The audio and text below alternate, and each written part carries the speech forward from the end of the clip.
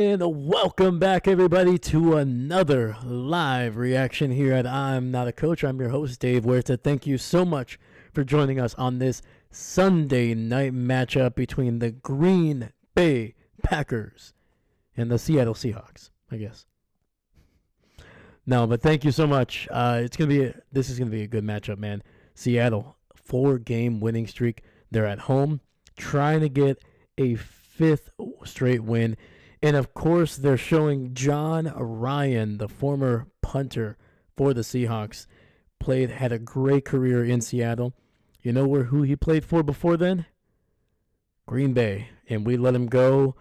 And I'm not going to talk about the history of after we let him go because it was a horrible, horrible history. If you're a Packer fan, if you're a big Packer fan, actually, you know Derek Frost. Just that name should give you chills. But anyway, Packers are 9-4. They are coming off a tough loss to the Detroit Lions, 31-34. They are trying to bounce back here in Seattle and trying to get to 10-4 and potentially wrap up a playoff spot. Green Bay will start with the ball. They're going to return it here. Keyshawn, let's go to the 20, 25, 30, and down at about the 36 is Keyshawn Nixon in the Packers offense wearing that winter warning white. Are looking pretty solid right now. If they can play as good as they look right now, it's going to be a fun night.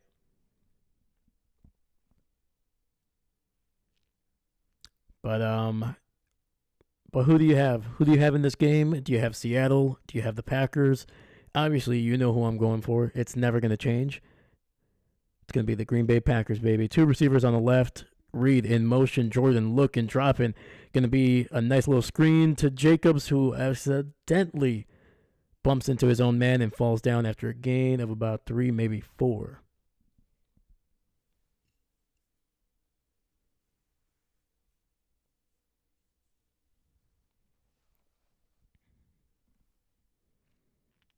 In this game, the offensive line is going to have to really dominate.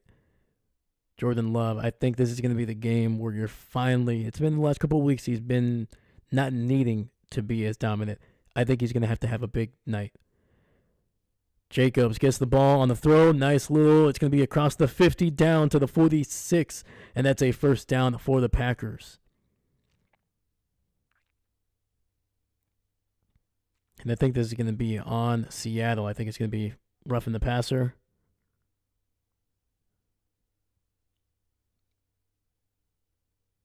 And it's going to be unnecessary roughness on Woolen. Came out on a blitz there.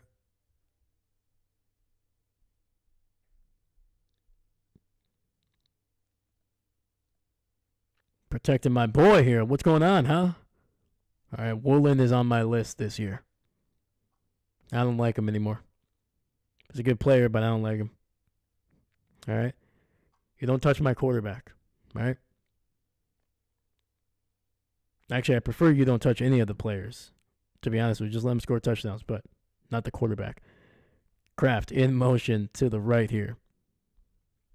Dontavian Wicks in motion. It's going to be a nice little toss to Jacobs up the middle, and that'll be inside the 30 down to about the 28.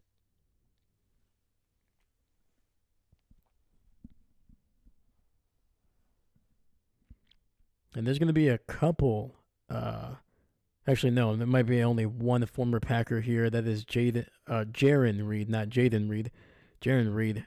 He actually played in Seattle for most of his career before spending 1 season with the Green Bay Packers. And then after that, he went back to Seattle.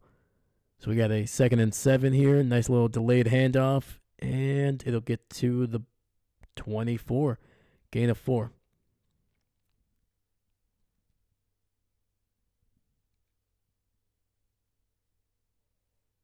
All right, we got 3rd and 3 coming up. I like this drive, man. This is when the Packers start to struggle. Once they get near the red zone, penalties, bad mistakes, things like that. Another handoff to Jacobs, and he's going to fight his way inside the 5 down to the 18. That's a gain of about 6.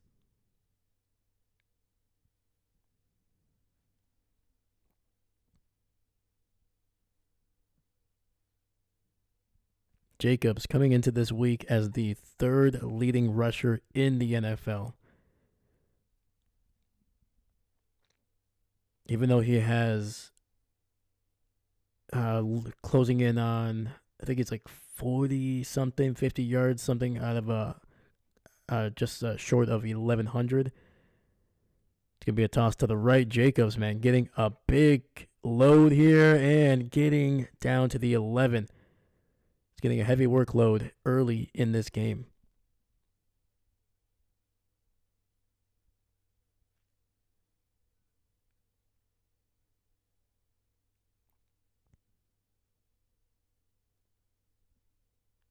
But Jacobs, even though he's third in the NFL, it's a long there's a long gap between third and second.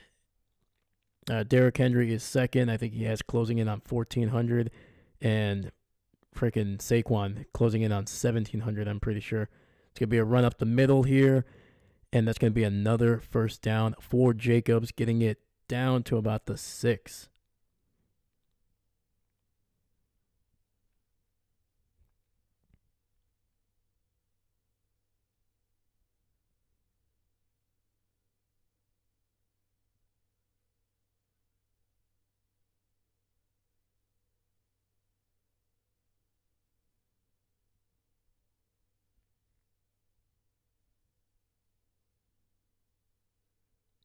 All right, we got Jordan in the shotgun, 2 receivers stacked up on the right.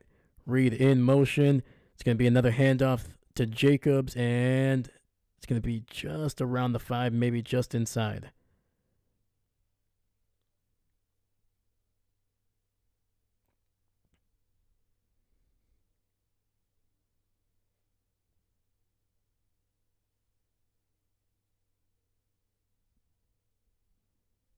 And they mark it right at the 5, so 2nd and goal.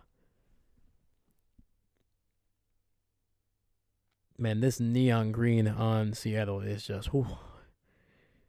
It's controversial. I know some fans love it, some fans hate it. Jordan under center, single back in the backfield. Play action.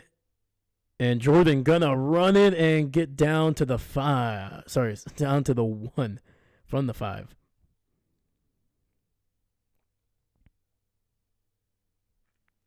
So, injury news for the Packers. Obviously, we don't have Jair Alexander. Even when he was injured, it was likely he was going to miss a handful of weeks. It's just been a couple disappointing seasons for Jair just with injuries. And Jordan under center here. Another handoff. Jacobs fighting it. And he's going to get into the end zone for another touchdown here.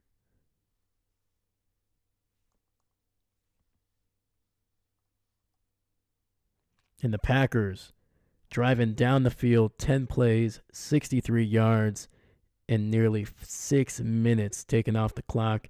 And they did it basically on the ground.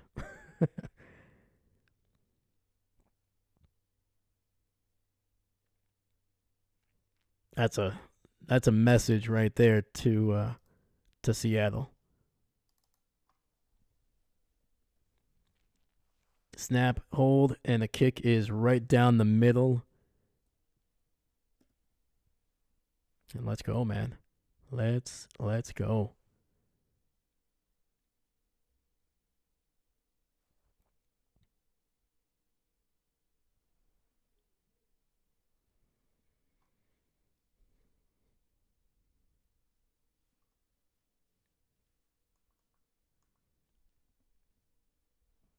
Yeah, man, Seattle really did not do a whole lot defensively to really stifle anything the Packers did. They basically ran the ball 8 times for 30 plus yards, got a touchdown. Jordan was 2 for 2 for 17. And all of those went to Jacobs. So Jacobs touched the ball 9 times out of those 10 plays. The only time that he didn't was when Jordan ran for a 4-yard gain.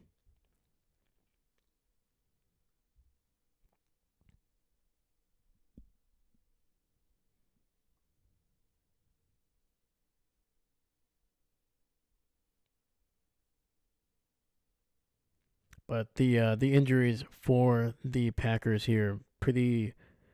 You got some couple starters here, or at least some key players. We got Jair and Javon Bullard both inactive in this game. Javon Bullard, obviously the rookie out of, I believe, Georgia. And he's been playing pretty well. He hasn't been spectacular in any regard, but he has been solid, man. He's just been good tackler, solid in coverage, and hopefully, I think over the next year or so, he's just gonna get better. And once he gets thrust into a potential starting role, man, we'll see what happens. Obviously, Jair, we talked about it. When he's healthy and when he's truly healthy, not just healthy enough to play, when he's truly healthy, he is one of the not only our best corner, but he is one of the top 10 corners, in my opinion, in the NFL. Is he as dominant as some of the guys like Patrick Surtain? No. But when Jair is on it, man, he is like the swagger that he carries is warranted. So hopefully we can not only get into the playoffs, but hopefully we'll have a very well rested and a very healthy Jair Alexander.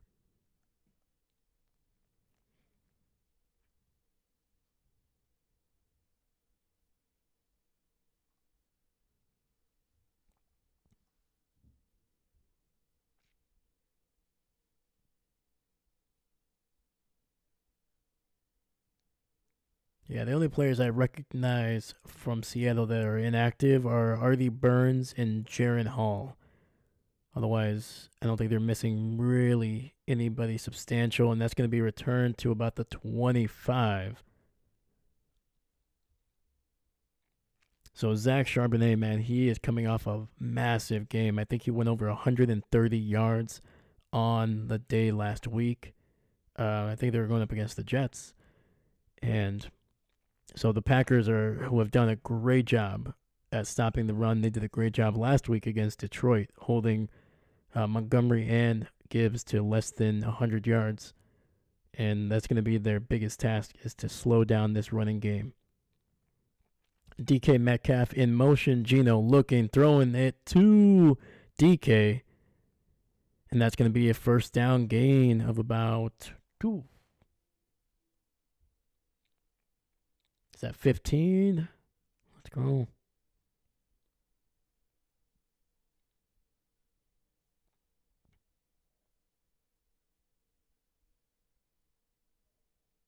Yep, first and 10, ball at the 40, run by Charbonnet, and he's going to be taken down for a very minimal gain. So where teams can really, I would say, where you can really take advantage of this Packers defense is in the secondary. They're dealing obviously with some injuries, and I think the players that they do have, especially at the corner position, are not. They're just not good enough to me for a team that should be having Super Bowl aspirations. Doesn't mean that they can't win a Super Bowl for sure, but definitely they're going to need to reinvest into that secondary, in my opinion. And it's going to be a quick throw to Noah Fant, and that's going to be a gain of maybe 4 or 5. Packers defense, man, looking fast, man. They rallied to that ball very quickly.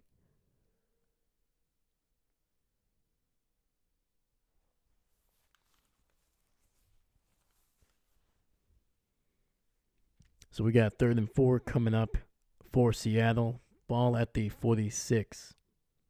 Green Bay showing a lot of pressure. They got about 6 guys on the line, 7 potentially, with Keyshawn showing blitz. And it's going to be a sack for the Packers. Rashawn Gary pushing it in. But guess who got there first? You know it. It's the rookie who is finally healthy. They've missed him. And that is Edgerrin Cooper right up the middle, man.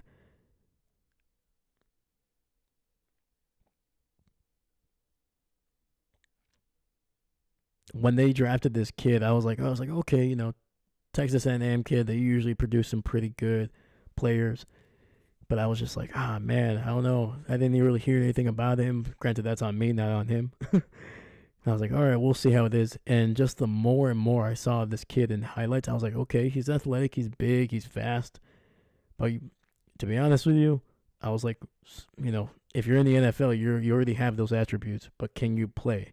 When you put on the pads and you're going 1-on-1, can you win?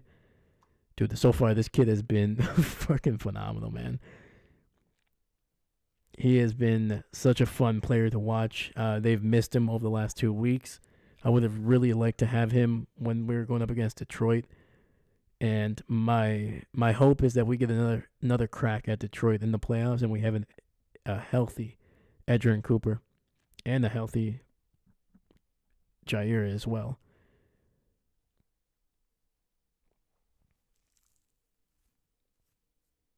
So great sack by Edgerrin Cooper to force the punt here and give the Packers back the ball. Hopefully we can kind of push it down the field.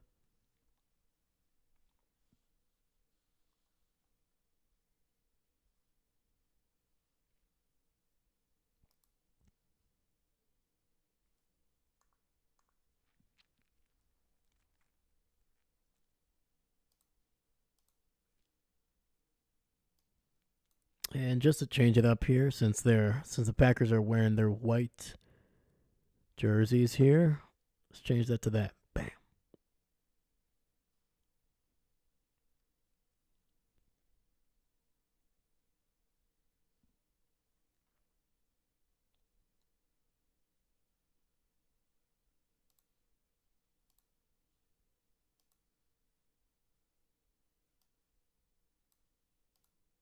There we go. There we go. Give a little tribute to the jersey selection for this game.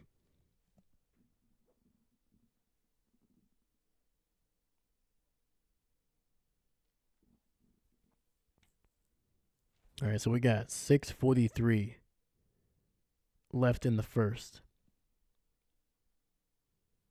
Let's go, Dahlia. What's up? What's up? Let's go. Go Pack, go, man. First drive was great. Then we just got to keep it going, man. The Packers have been there's been 2, maybe 3 games where they have started out fast and they have won all 3 of those games or 2 of those games. So, that's the thing that they have needed to work on. That's what kind of did them in a little bit when it came to Detroit, because it was a 31-34 game at the end, but the Packers only scored once in the first half. They've always done pretty well in the second. They just need to start out fast. Play action. Jordan looking underneath to Jacobs again with another carry. He's going to break a tackle. Breaks another. Keeps it going. And he's going to be taken down finally at the 41.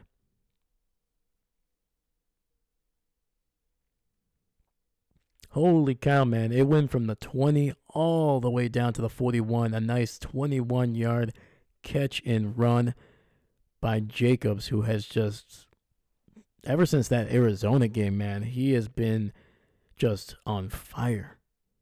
On the ground or through the air, man. He has just done it all. So 1st and 10. Tucker Kraft in motion to the right. Jordan trying to throw it quick. Finds Jaden Reed over the middle for a gain of 9. Bright Grinch green for the Seahawks. Yep. Trying to steal my victory. That's what they're trying to do here. But that's another player that I really hope the Packers start reintroducing is Reed. And because through the first 8 games, he was arguably the best receiver that we had. But over the last, I would say, month, he's been very, very quiet. It's going to be a handoff to Wilson. And I think he's going to be just short. It's going to be 3rd and inches coming up.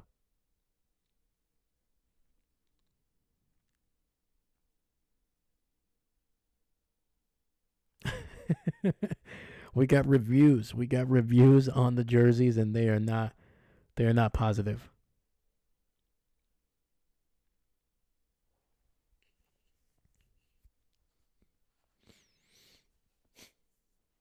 All right, they're saying it's a first down for the Packers here, so I'm not going to complain.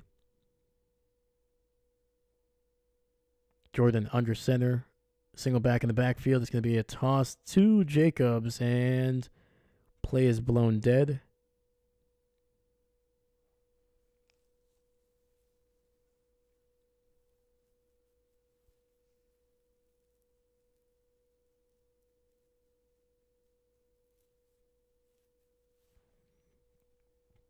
All right, so the Packers using a timeout here. I think LaFleur was a little concerned that they would not get it off. They did get it off in time, but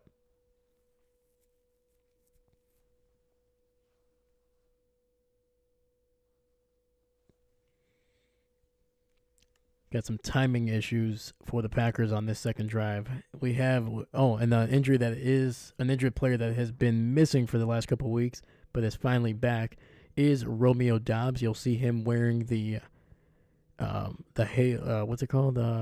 Basically the soft helmet that they have, the pad. All right, Jordan under center, Reed in motion, handoff to Jacobs, who's going to go to the left side, break a tackle, and he's going to get to the 30 of Seattle. Another massive run for Jacobs, who is hot tonight. So hot, how hot? White hot, baby.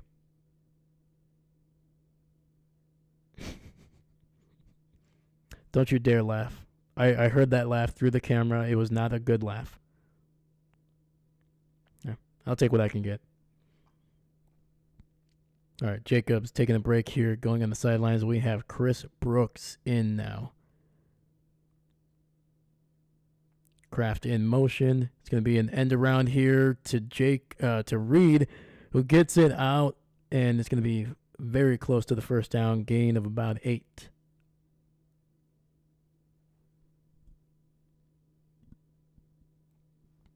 There's a little bit of a whirly bird handoff there. He was in the backfield. He was to the left of Jordan. Jordan faked the handoff to Brooks, then turned around and gave it to Reed, and he looped around to the right. Nice little gain of 9, actually. So 2nd and 1. Ball at the 21 of Seattle. Wicks in motion. Jordan in the shotgun handoff. Brooks fighting his way inside the 20, down to the 16, gain of 5 and a first down for the Packers.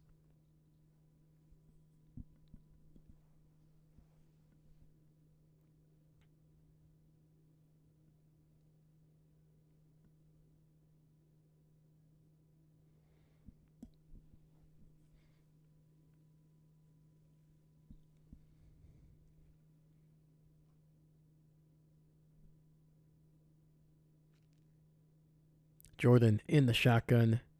2 receivers stacked up on the left. Quick throw. That's to Jaden Reed. And he's going to be good for about 2, maybe 2.5 yards. Trying to set up a little bit of a bubble screen there. Not able to get away from the second defender there.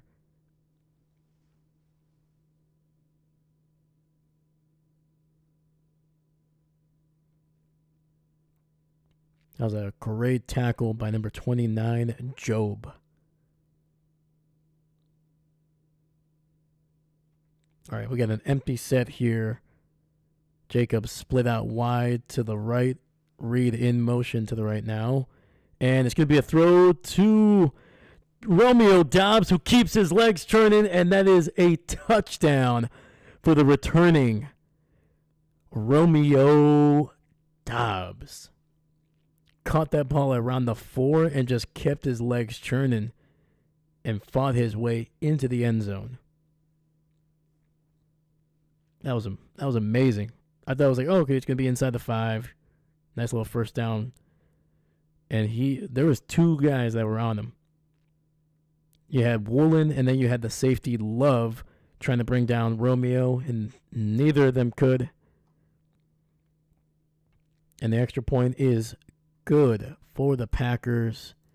And with 1:54 still left in the first, the Packers have taken a 14-0 lead over the NFC West leading Seattle Seahawks.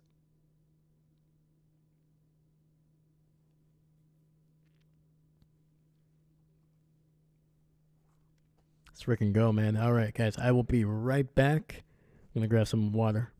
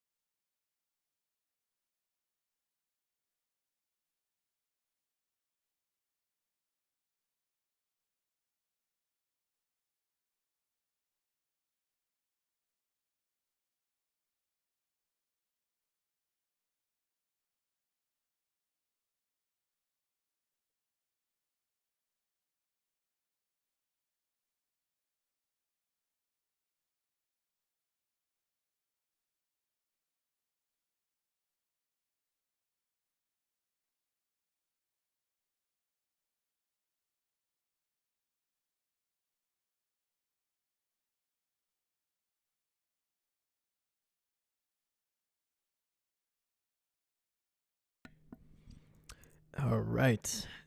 I mean, let's look at the numbers here through 2 drives at least for the Packers offensively. Jordan, 6 for 6 for 62 yards, averaging a healthy 10.3 yards per attempt. 1 touchdown, no picks, hasn't been sacked yet. And Josh Jacobs, 8 for 46 and a touchdown, averaging nearly 6 yards per carry, man.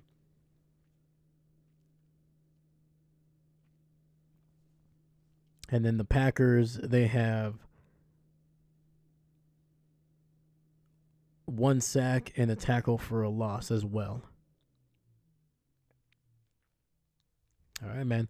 So once again, this Seattle team is on a 4-game win streak. They have they need to win. Otherwise, if they lose tonight, they will be dropping down to second place in the NFC West because the Rams have the same record. At least they have the same win total at 8-6,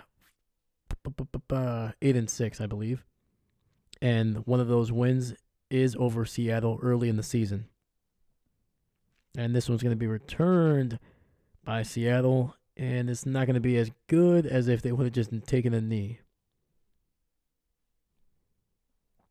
Yeah, Jacobs has been phenomenal for the Packers. He started out a little bit slow. I think even Packer fans were like getting a little bit, maybe a little bit impatient with him. But man, over the last, I would say 6 to 7 weeks, he has been just phenomenal. All right, ball at the 30 actually for Seattle. Quick throw, trying to get it to his tight end. It's actually DK Metcalf. He's actually bigger than most tight ends sometimes, and he runs faster than probably most of the receivers in the NFL. It's wild.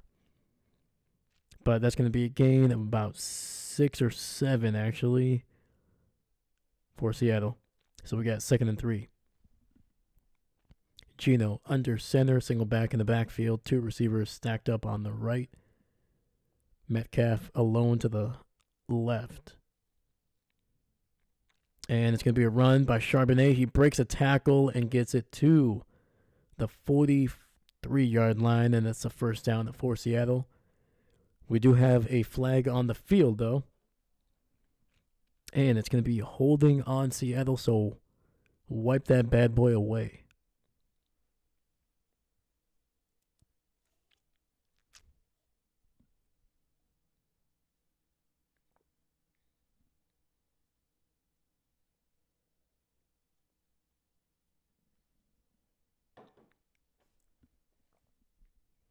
That was on the center there holding TJ Slayton.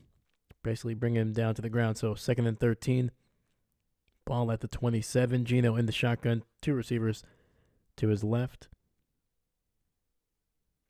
And has time. Throwing it wide open.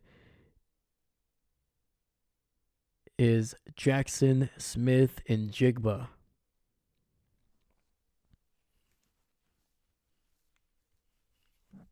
So, like I said, this is how Seattle, if they beat Green Bay, this is how they're going to do it. The corners, the safeties have been a little off the last few weeks for the Packers. It's going to be a run to the left, and Charbonnet, man, picking up some big yardage. Yeah, Zach is a big back, man. He is a hefty dude, and he's fast, too. With that big run, that is going to be the end of the first, in Seattle driving down the field here, trying to put up their first points of this game.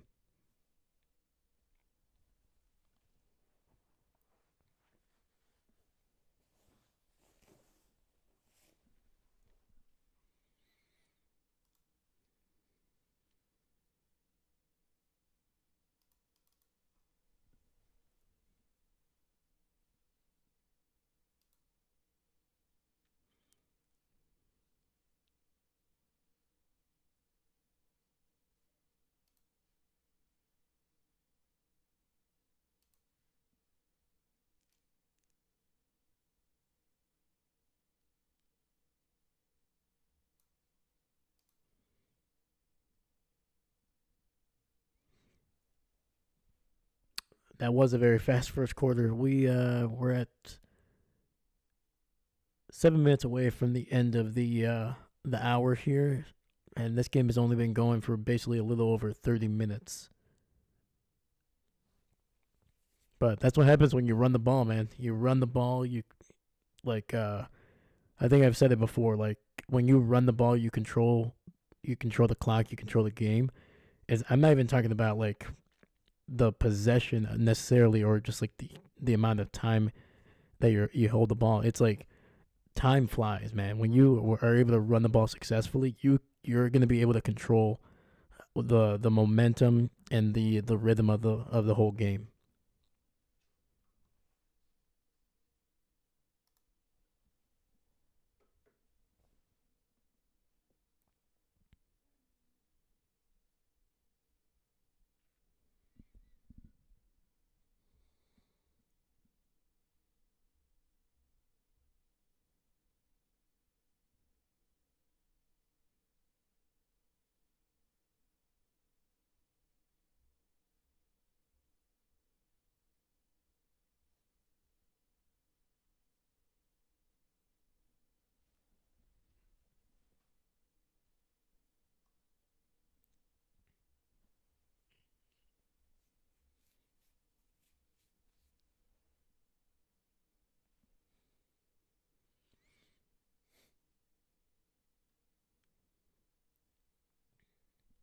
All right, we got 1st and 10, ball at the 32 of Green Bay.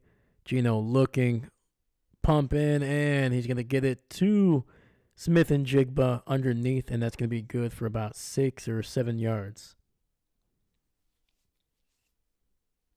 Smith and Jigba coming out of Ohio State, man. He was a player that I think a lot of Packer fans were keeping their eye on, man. And they were hoping the Packers would pull the trigger and finally draft a receiver in the first round, and he was one of them. He's just very versatile, very quick, very fast slot receiver. But the Packers don't value receivers that highly. We got 2nd and 1, and it's going to be a run to Charbonnet, and he's going to be taken down for a loss of at least 2. And that is JJ and Igbari coming around the left side there. Man, that was quick. Tight end was not fast enough to get around there. Yeah, the tight end started out was on the right side. When they snapped the ball, he was supposed to kind of basically sprint to try to block JJ, but that did not happen. So we got 3rd and 2 coming up. Smith takes the snap, pressure in his face, and Rashawn Gary getting in there for the sack, taking him down at the 30. That's a loss of about 3 or 4.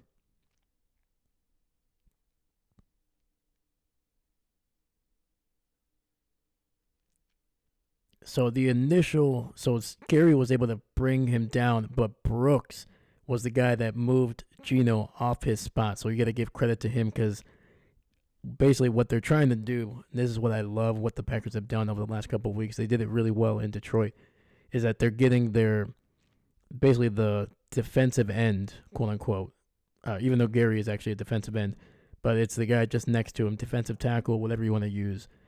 They're using him to basically take up two blockers.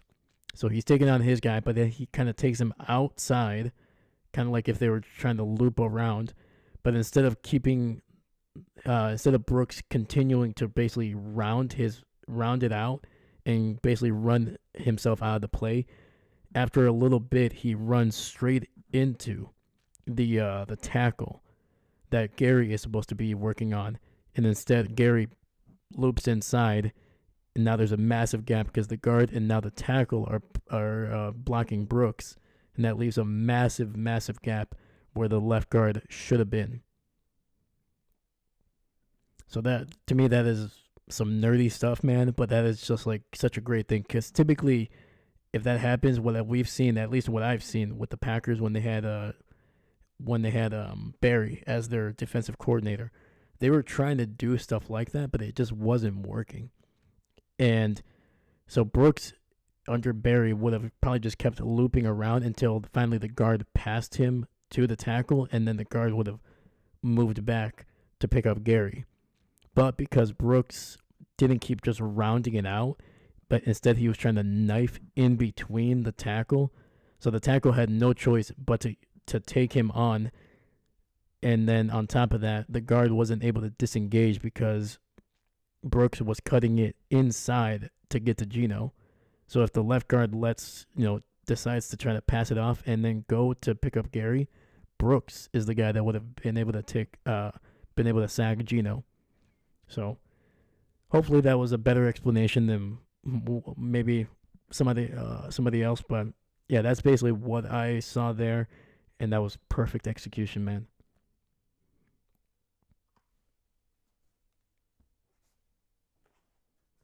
All right, let's get the field goal for Seattle here on the board.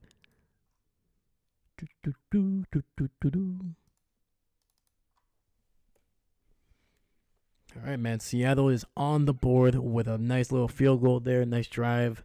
Got something going on that one.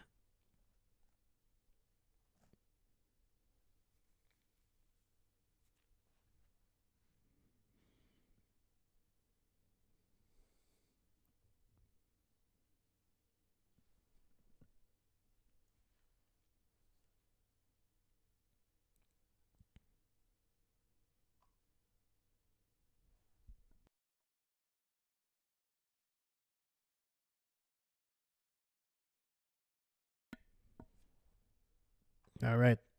Kick is up. Keyshawn catches it right on the goal line. He's going to return it to the 20-25 and going to be taken down at about the 29.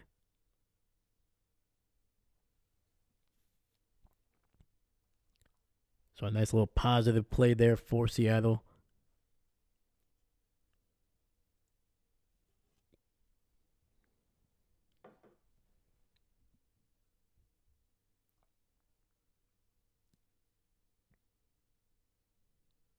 All right, now can the Packers offense continue to go?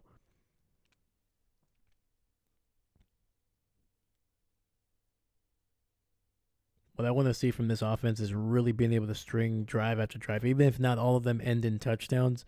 A field goal is better than nothing. Quick throw over the middle here, and Love taking a hit as he threw that one, getting it to Tucker Kraft. That's going to be a gain of about 8.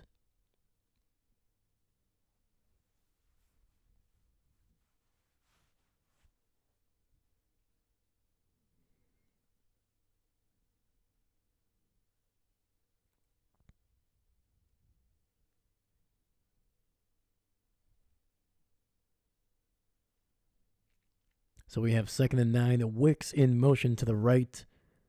Jacobs gets the carry, and it's going to be very close to a first down. I think they're going to mark him just shy.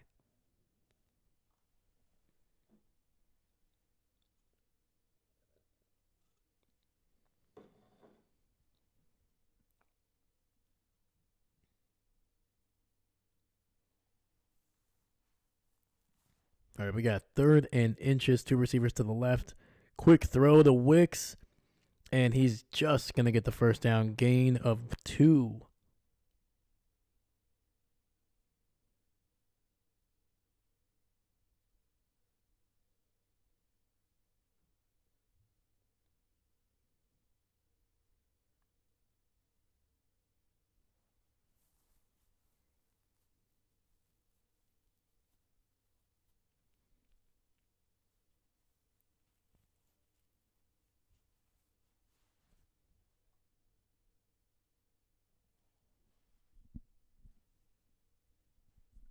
All right, Jordan in the shotgun, 2 running backs in the backfield with him, 2 receivers to the right.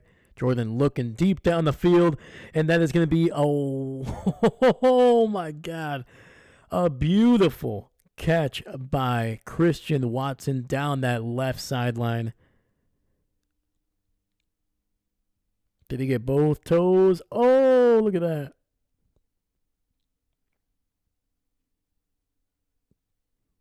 That was awesome.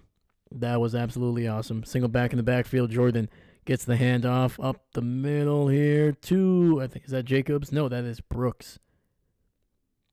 And that's going to be a gain of about 2.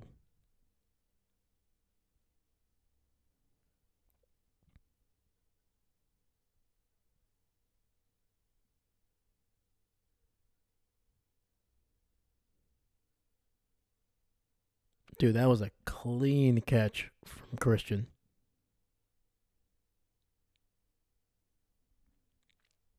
All right, we got 2nd and 8, ball at the 22. Single back in the backfield, 2 receivers stacked up on the left. Jordan under center. Read in motion, handoff to Jacobs, and it's going to get it to nearly the 20, so another gain of 2. Oh, absolutely. That catch, beautiful, beautiful, beautiful. All right, I give him a 10 on the pirouette there. Nice little.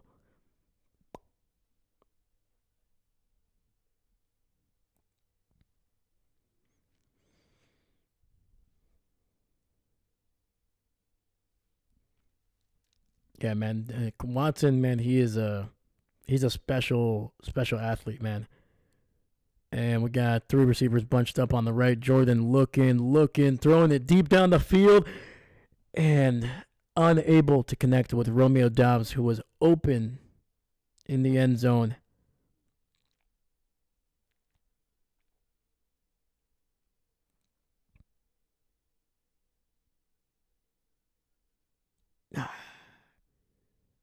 Him and Dobbs not on the same page on that one. I think also Jordan was about to get hit as he threw that one.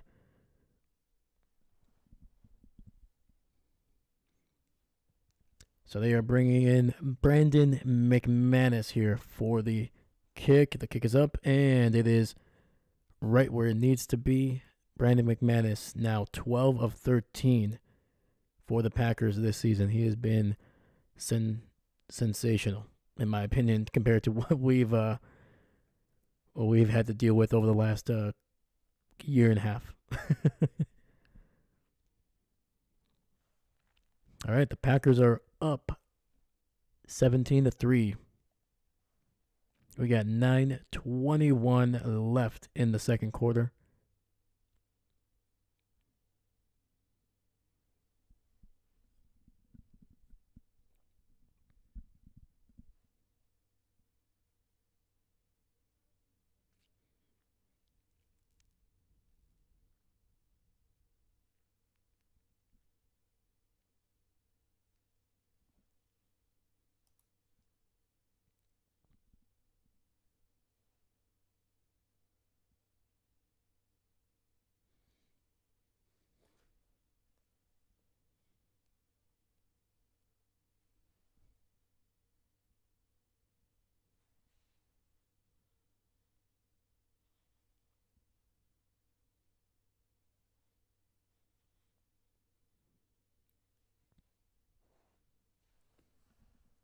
All right, let's see if the Packers defense, they haven't caused a turnover yet.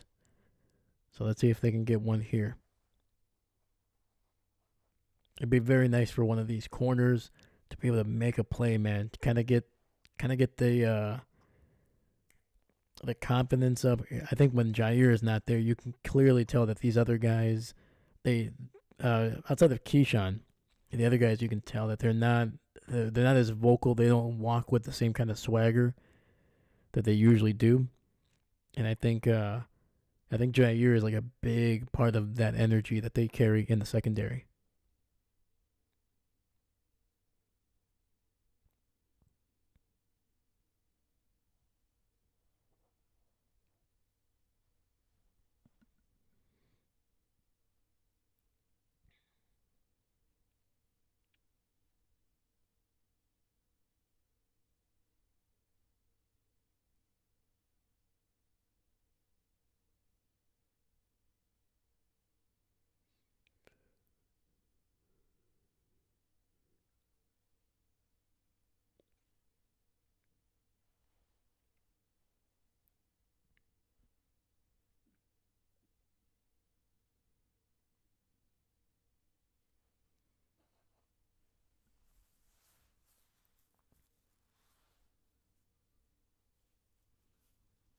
And this kick is going to be short here.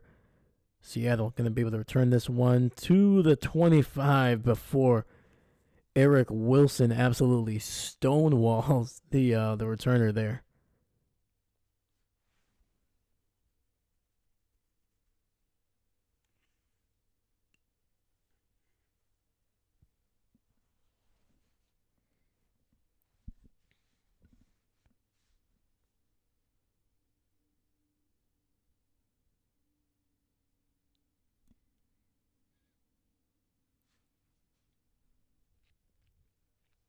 All right, Gino under center, single back in the backfield, receiver in motion to the right. It's going to be a carry, and it's going to be good for about 4 or 5 yards, actually.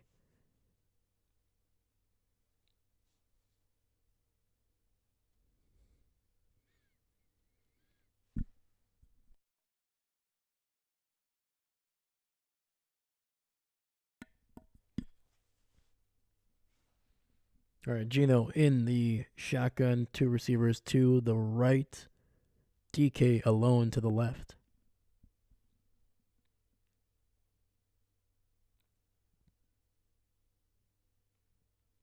And it's going to be a run to the right here, and going to be good for about a yard.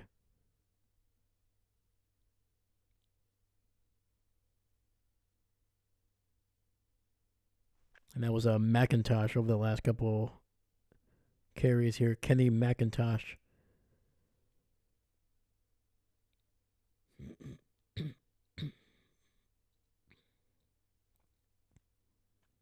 So we got 3rd and 4, ball at the 31 for Seattle. Njigba in motion to the left. Gino in the shotgun, running back to his right. Packers send a blitz over the middle, does not get there, and that's going to be a first down for Jake Bobo.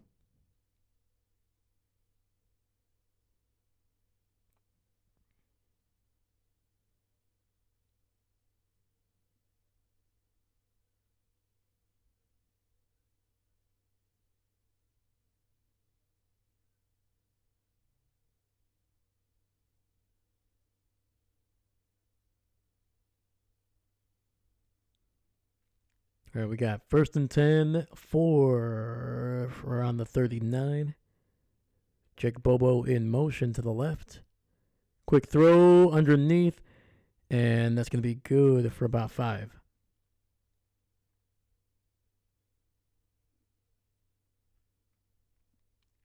Gino taking a hit as he threw that one, getting it to Njigba. Eric Stokes on the tackle.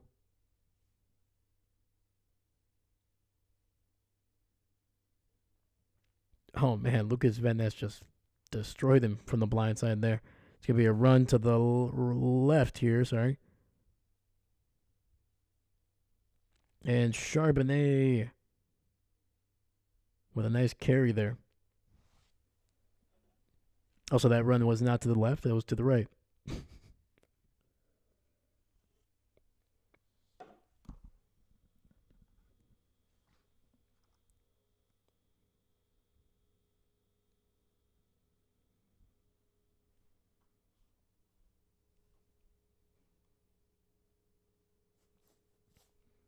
So we got 3rd and 2. Gino takes the snap, looking, throwing it down the right sidelines, and incomplete. Waiting for a flag here, and no. Oh, there it is. There's a flag. I was waiting for it. I was waiting for it.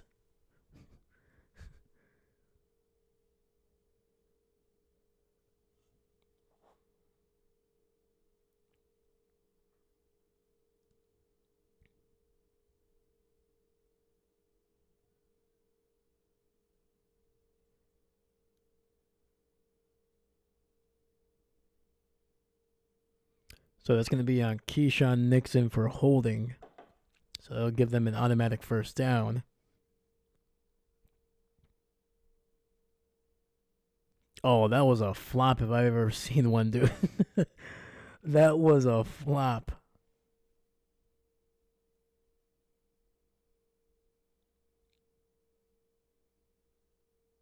No, that was ridiculous. So we got we got a receiver in motion to the left.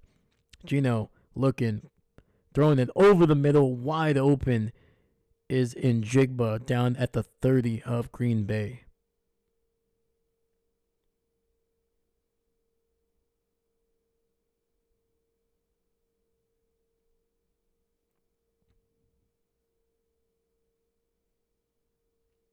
Njigba working on the rookie safety there out of Oregon, Evan Williams, who slipped on that play there, so that's kind of why he was so wide open.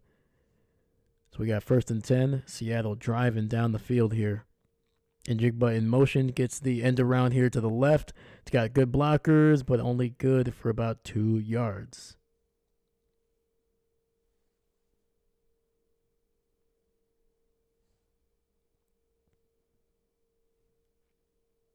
Seattle doing a good job here, man. They are taking up a lot of the clock in the second quarter, trying to keep this Packers offense off the field.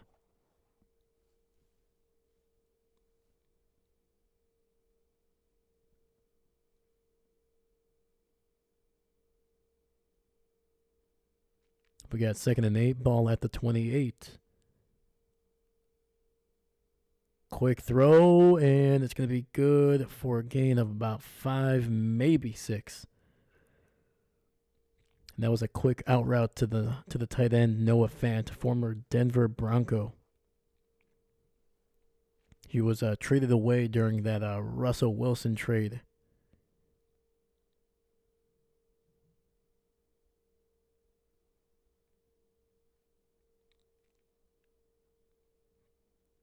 Needless to say, I think Seattle won that one.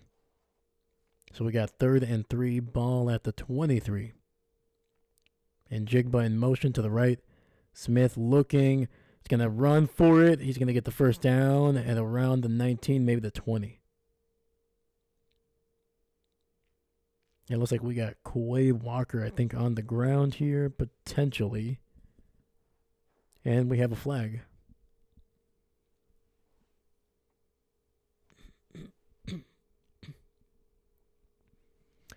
And it's going to be another holding penalty on the Packers on this drive.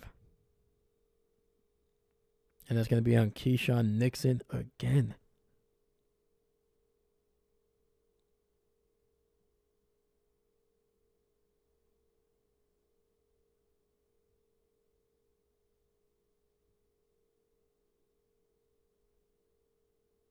Oh, man. Keyshawn getting worked a little bit there by Njigba. So 1st and 10, ball at the 13. Gino takes the snap, looking, getting it underneath to Njigba, who's going to be good for maybe 2 yards.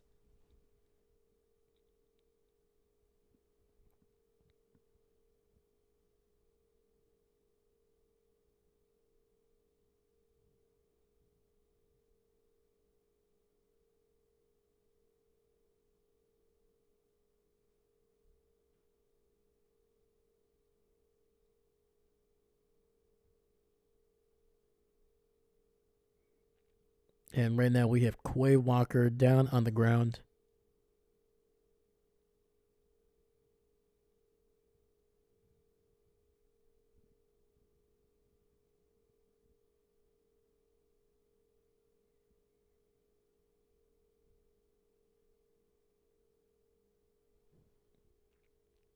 Yeah, it looks like Quay is just, it's either cramping up or he has a leg injury. Because on that last play, luckily they didn't target his guy, but he was like, as he was trying to backpedal, he just could not plant. I think it was his left foot.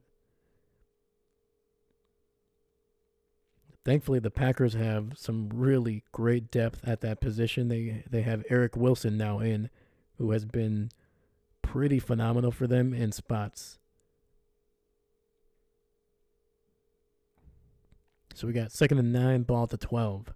Geno looking, turning to the left, and it's nearly intercepted by Carrington Valentine.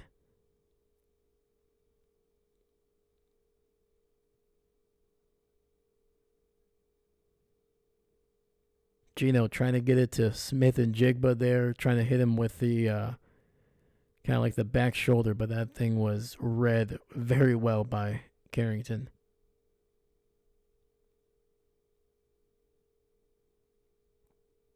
All right, we got 3rd and 9 coming up for Seattle. 3 receivers on the left side. I'm expecting some type of crossing route. And Geno throwing it up, and it's intercepted this time. Carrington able to get it. What are you doing, dude? Stay on the ground. And Valentine picks it off in the end zone as Geno takes a hit. But Valentine, instead of just staying in the end zone and getting the ball at the 20, he tries to return it. And I think the Packers are, luckily he was able to get a decent return. But it's still going to be around the 16. And just as I say it too, man, the Packers defense, the secondary needed a turnover. And it happens. Let's go.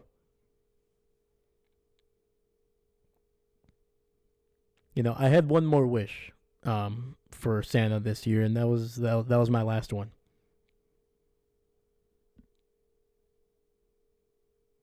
So he delivered.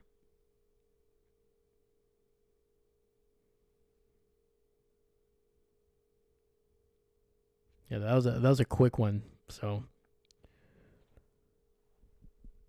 the big man in red is quick with his deliveries. A lot quicker than Prime. I'm just saying. All right, you think two-day delivery is pretty good? Santa did it in less than 10 minutes, man. I'm just saying.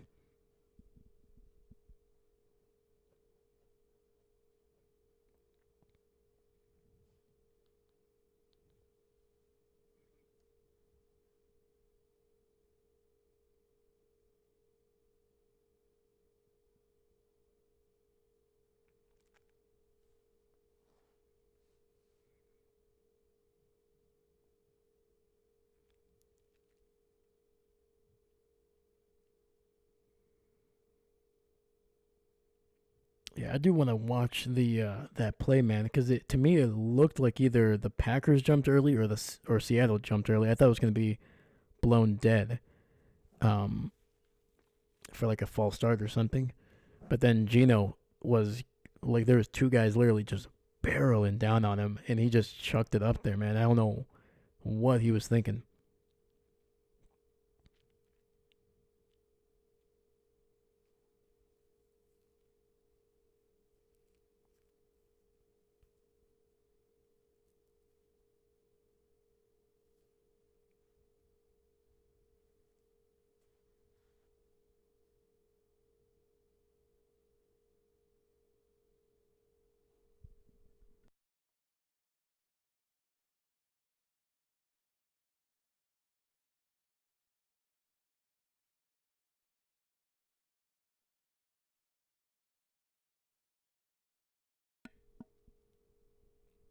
All right, it looks like we are back from commercial break. All right, Packers get the ball at the 14 officially. 1st and 10. Jordan, 2 backs in the backfield with him. It's gonna be a handoff to Jacobs to the right side there, and he's gonna, holy cow, carry that team all the way to the 21, gain of 7. Oh no, there's a flag. It's gonna be on the Packers holding.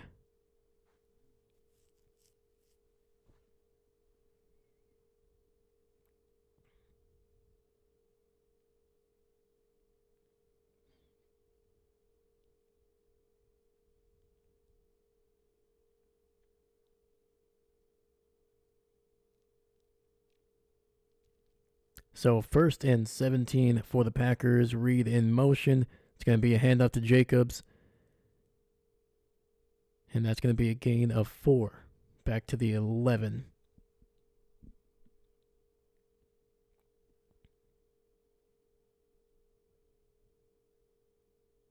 Packers hurrying the play up here.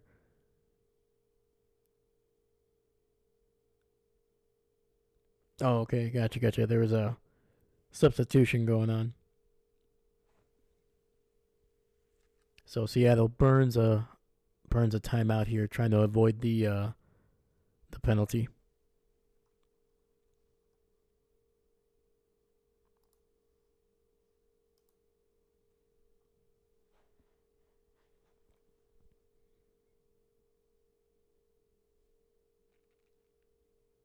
Not wanting to give Green Bay some free yardage there.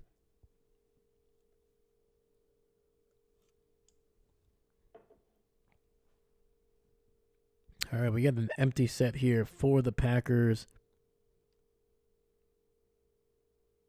And I think it's going to be a false start. Free play. It's a catch by Tucker Kraft down to about the 38. If this is on Seattle, it's going to be a free play. Jordan taking advantage of that, just chucking the ball up there, giving this guy a chance.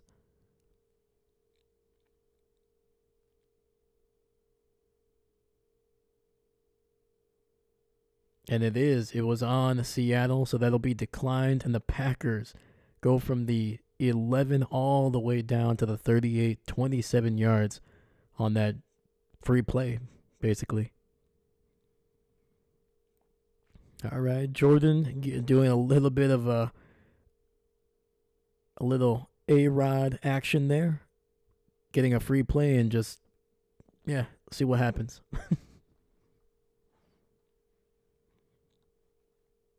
And the funny thing is that Seattle used a timeout to avoid giving the Packers 5 free yards. But then the penalty came, and even if Jordan wouldn't have completed that, they would have given the Packers 5 free yards.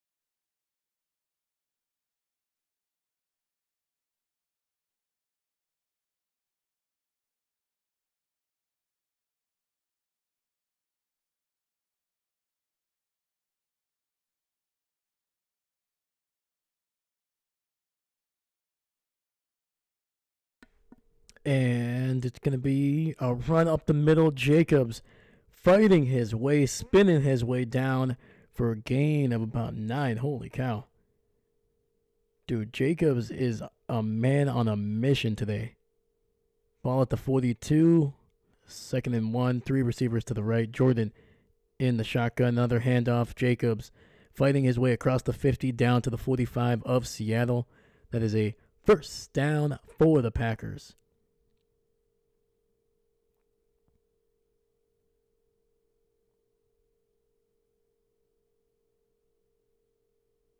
Hot dang, dude. He is, dude, Jacobs is a freaking monster, man.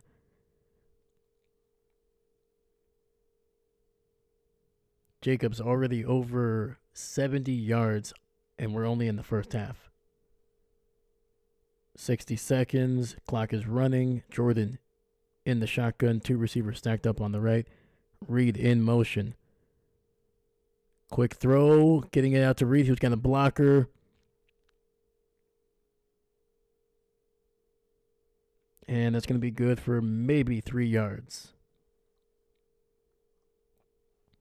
Packers have 2 timeouts. The clock is running. We got 34, 33, 32. They're trying to make sure that Seattle has no time to be able to do anything in case something happens. Jordan. Oh, taking way too long, man. Way too long. 20 seconds. 19, 18. 17. Come on, let's go. We got to run something, dude. We're not even in field goal range yet. Oh, that's okay. Inside the 40, timeout. Jordan, you got to. That was rough. That was a rough one.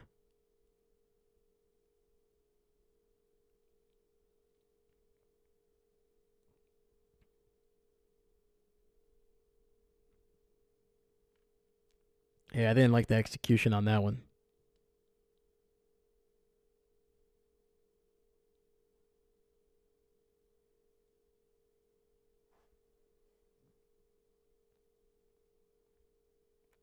Yeah, I'm not sure. I don't know if Love thought that there was a timeout called or something, because he was very nonchalant. They had the ball. I mean, they were already lined up at about 35 seconds, and by the time they snapped it, it was like 20 seconds later almost. Jordan looking, throwing the ball deep down the field, trying to get it to Romeo, and that's going to be a penalty on Seattle, and that'll be around inside the 5. I think it's going to be at the 2. There's only 4 seconds left, though, so this play, if they decide to run one, it just needs to be, boom, throw. If it's there, it's there. It's not, boom, just throw it out. Throw it out. Throw it out.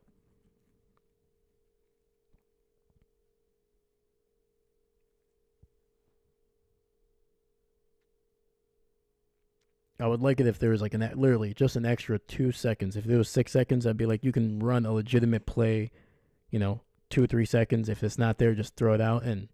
But man, 4 seconds, that is, ooh.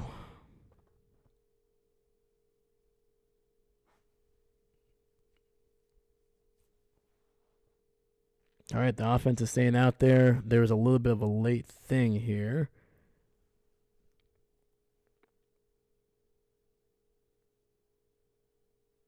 So McManus was originally running out there, then they switched it up.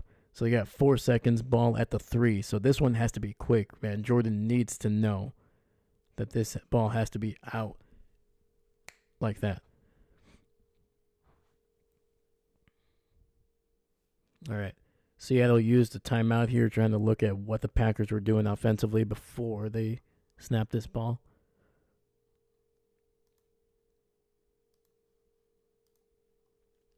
Each team down to their last timeout here in the half.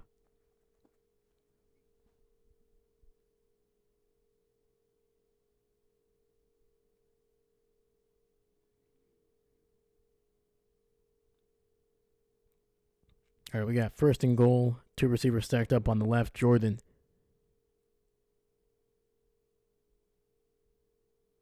Change of a few things here at the line. Maybe some protections.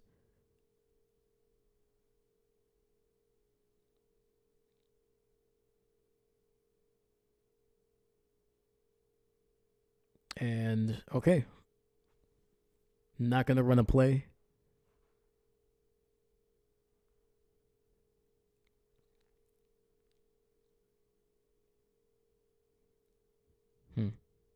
Interesting, interesting.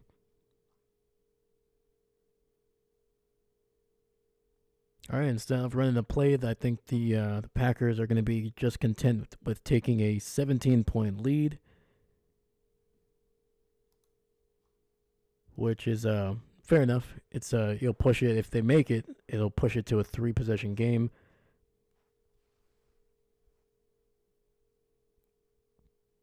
Kick is up, and it is good.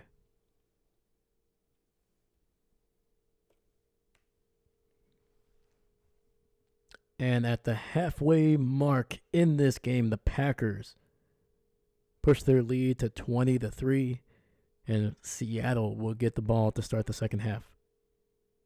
Oh, we got a little bit of a fight here. We got to fight.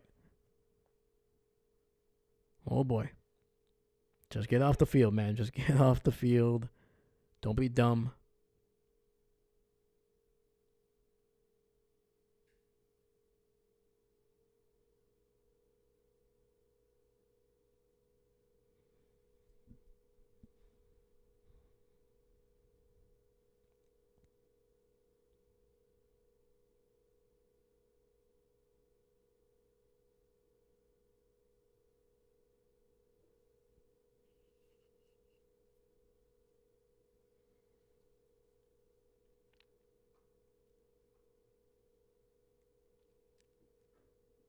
All right. To me, the Packers have played 2 complete quarters of football, man. Defensively, they have looked good. Offensively, can't argue with 20 points.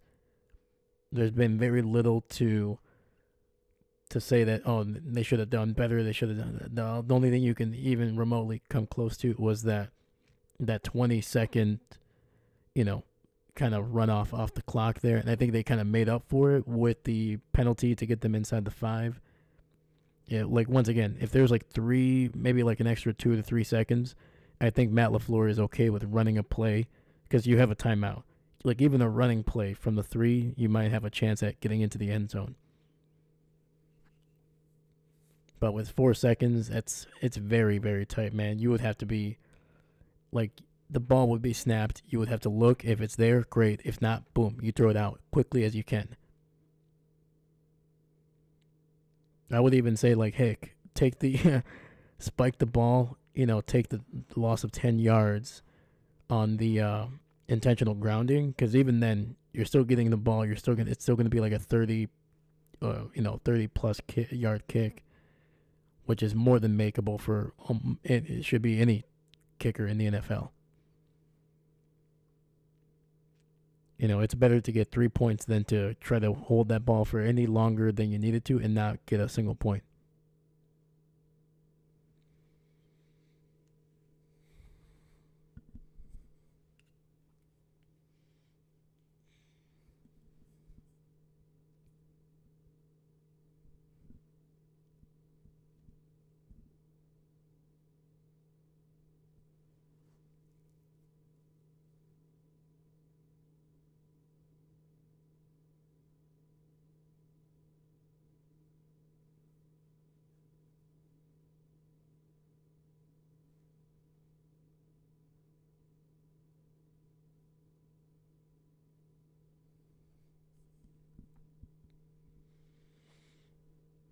All right, let's look at some stats here before I go into my spiel about what these teams have done well and what they need to do to improve in the second half or to potentially finish off the game. All right, so we got Jordan, 12 of 13, a buck 42, 1 touchdown, no picks, no sacks. And Jacobs, 14 of 73, averaging a little over 5 yards per carry. Every other running back / receiver only has 1 carry, so we'll move on. Josh Jacobs, leading receiver for the Packers, has 3 catches, 38 yards. So he's already over 100 yards from scrimmage on the day. Christian 1 for 36, Tucker 2 for 34, and Romeo 2 for 18 and a touchdown. Reed 3 for 14. Packers 2 sacks, 3 tackles for a loss, 2 batted passes, and an interception in this game, courtesy of Carrington Valentine.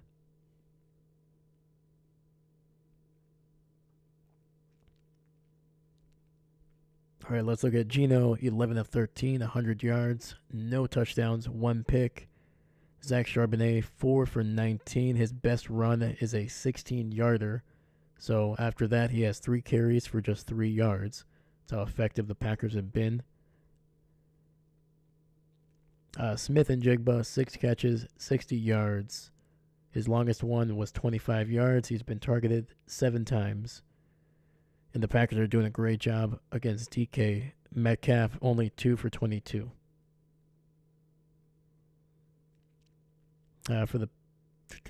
For Seattle's defense, no sacks, no tackles for a loss, no turnovers. It's been an efficient game on that side of the ball, man. So right now the Packers are they're straight up just winning in every facet of the game.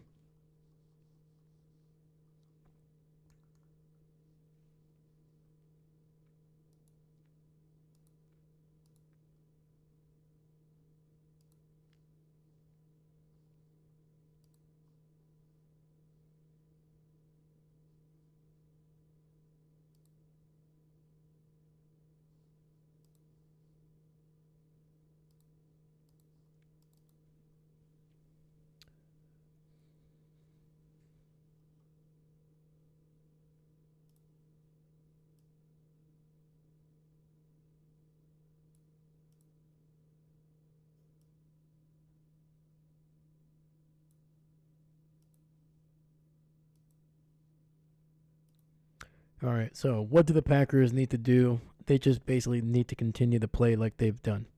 Run the ball.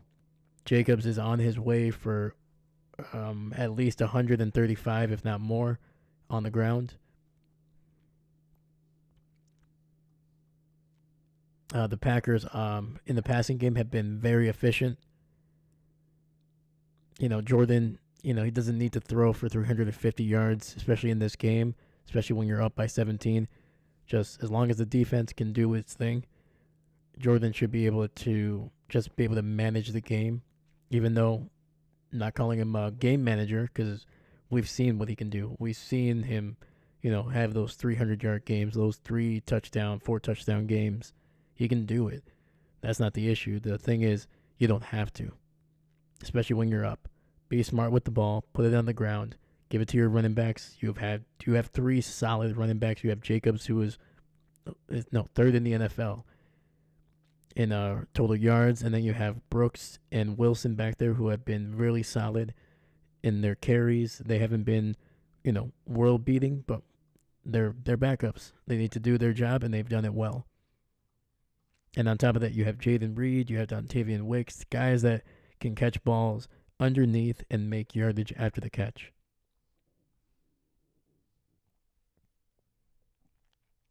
And then defensively, just continue to put pressure on Geno. Because right now the secondary I think they're going to be giving up some yardage. That's just how it is, with not only with the guys that we have currently, but there's a talented group of pass catchers for Seattle, man.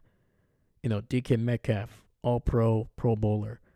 Smith and Jigba, one of the best slot receivers in the NFL. And I mean that not as a way to limit him and what he can do. He can play on the outside as well, but he's best when he is in the slot, when he's able to run those slants, those things underneath to make guys miss. That's his wheelhouse. That's what he's best at, but he's really good at the other stuff as well. And on top of that, you have a big tight end who is athletic, very fast, and Noah Fant. There was a reason why. I'm pretty sure Noah Fant was a first-round draft pick for the Broncos. I might be wrong. He might have been a second-round pick, but either way, day 1, day 2, doesn't matter. The guy is phenomenal.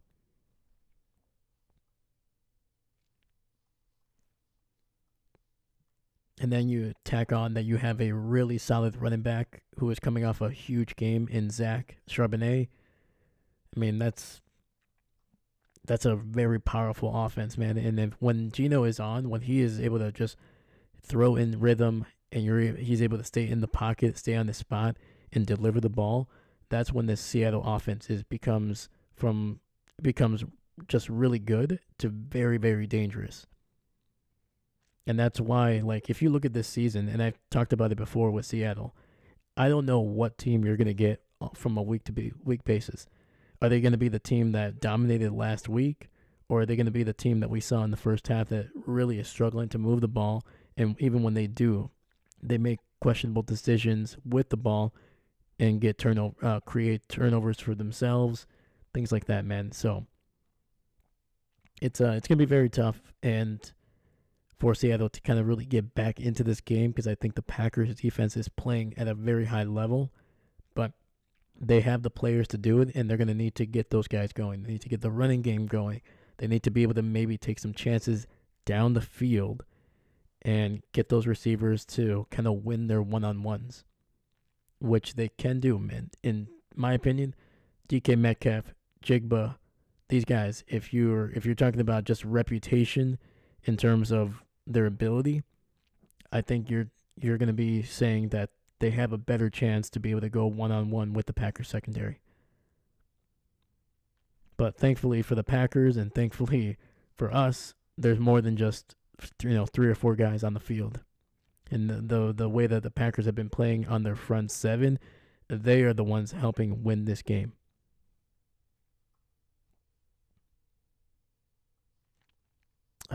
And on top of that, that's what Seattle also needs to do: be able to control the line of scrimmage a lot better. If that more than anything else, if they can control at least one side of that offensive line, whether their offensive line is starting to play better, they're able to get the run, protect Geno, or if that defense starts to put more pressure on the Packers offensively, take away the run, then you're going to start seeing this game potentially get a lot closer in the second half.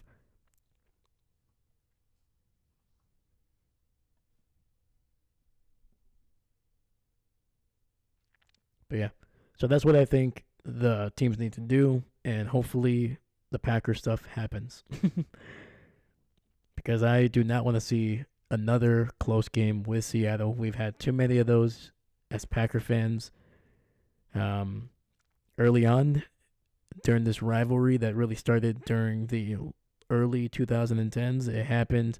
It started out with that Fail Mary, and early in this rivalry, it did not end well for the Packers.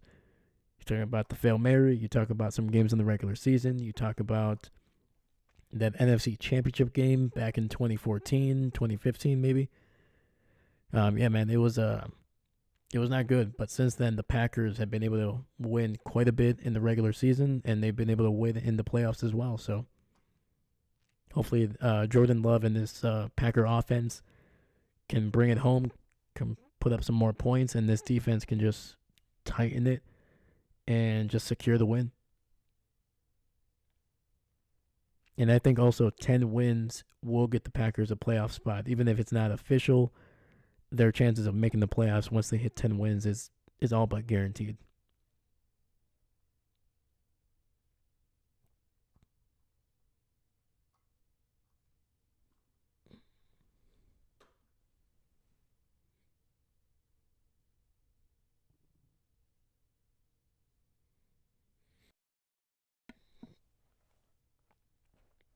All right, guys, I will be right back. It looks like the second half is about to start here in just a few seconds, so I'll be very quick.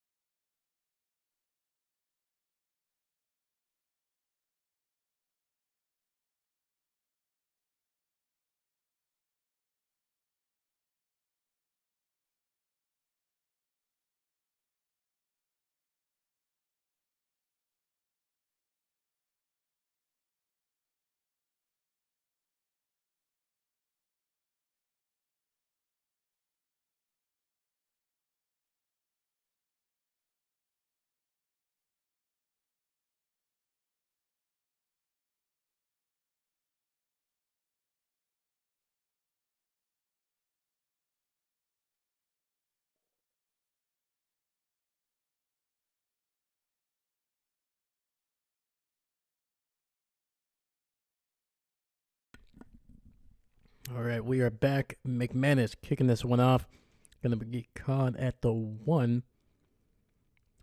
Gonna be a good return. 25, 30, 35, and down at about the 37.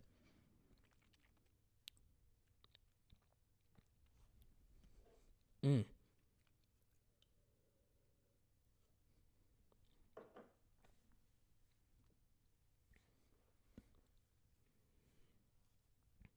All right, a little bit of momentum there for Seattle.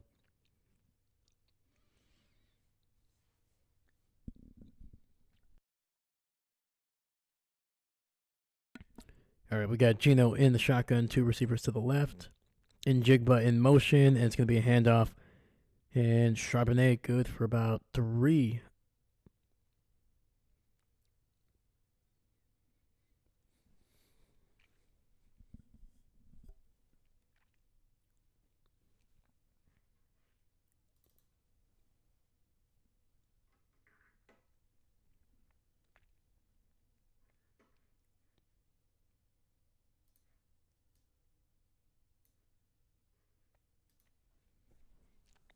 All right, we got 2nd and 7, 3 receivers to the left. Gino looking to his right underneath, gets it to Njigba, and that'll be a first down, a gain of 8.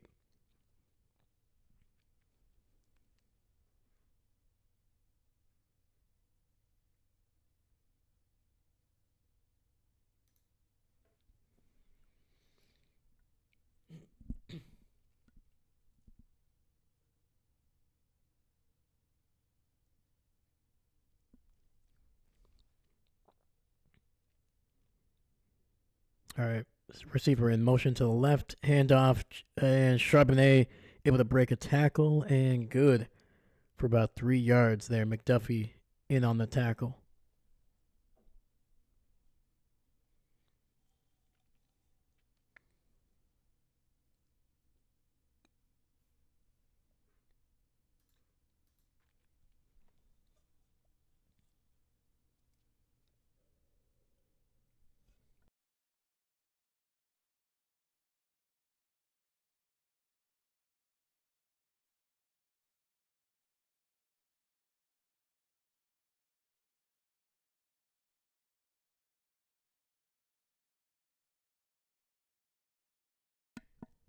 And we have the longtime Seattle Seahawk, Tyler Lockett.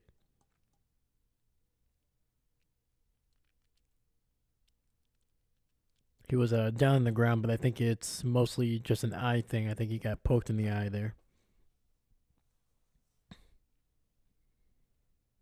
All right, 2 receivers to the right.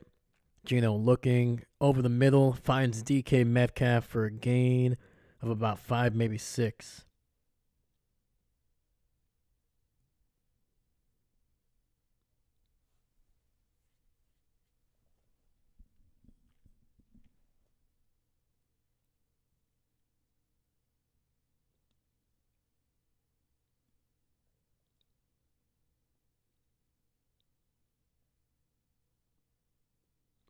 Oh, that's that last snap kind of surprised Gino there. So we got 3rd and 2, handoff up the middle, and it's going to be a first down and a little bit more, gain of 5 on the play.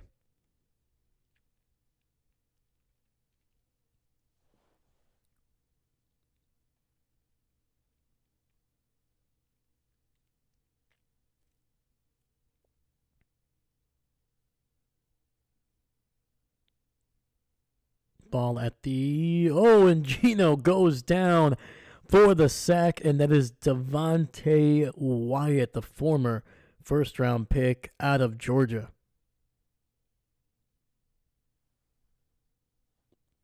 Well, I shouldn't say he's a former. He's always going to be a first-round pick, but you know what I mean. He was one of 2 first-round picks for the Packers that year, both of them out of Georgia. The other, Quay Walker, who is currently, I believe, on the sidelines, who was dealing with an ankle injury. So we got 2nd and 19, ball at the 45. Gino looking, and is just going to throw that ball to the turf.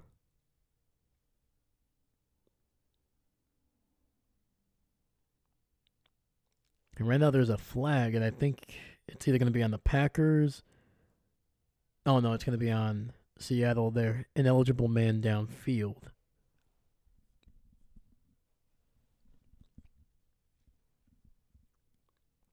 And Matt LaFleur will decline that one, and he'll just take the down. So it'll be 3rd and 19 instead of 2nd and 24.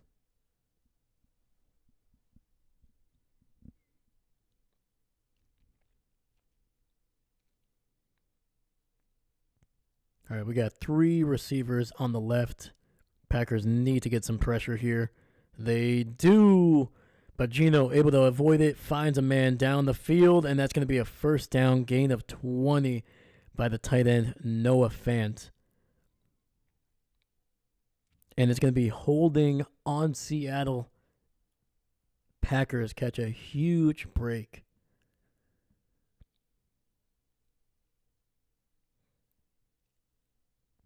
And that's on the rookie right guard there, working on Kenny Clark, the veteran, 9-year veteran there.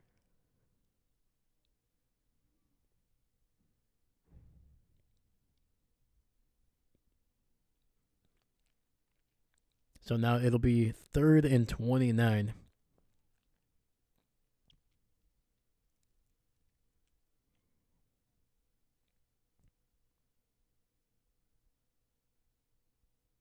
Oh, we got some pressure, and it's going to be to Charbonnet underneath, and he'll be good for maybe 12 to 13 yards.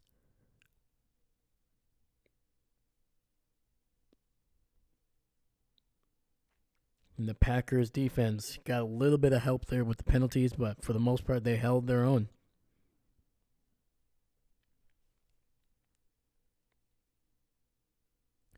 Seastrom, what's going on, buddy? Let's go, man. Thank you for the good luck from my team there. Appreciate you.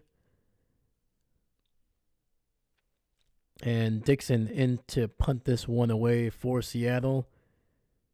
And it'll be fair caught at about the 7.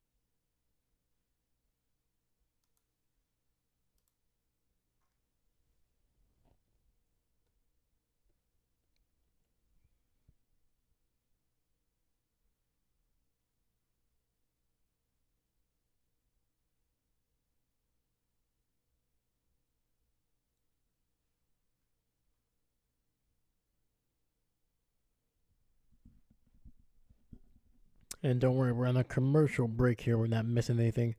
But it's going to be. So I'm really going to be curious, man. So there's going to be a long drive if they score anything. And I'm kind of curious to see if, Seattle held the ball there for a little bit, plus the time for halftime. I just want to see if this offense is still in rhythm.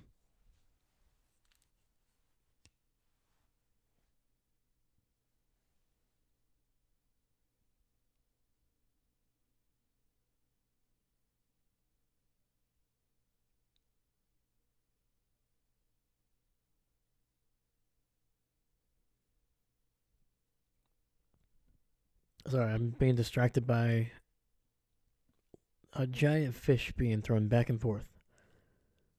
That was a strange one. All right. We got first and 10, ball at the 7. Jordan in the shotgun, two receivers stacked up on the right. Quick throw. Jathan Reed gets a nice block, and he'll be down at around the 15. Gain of 8.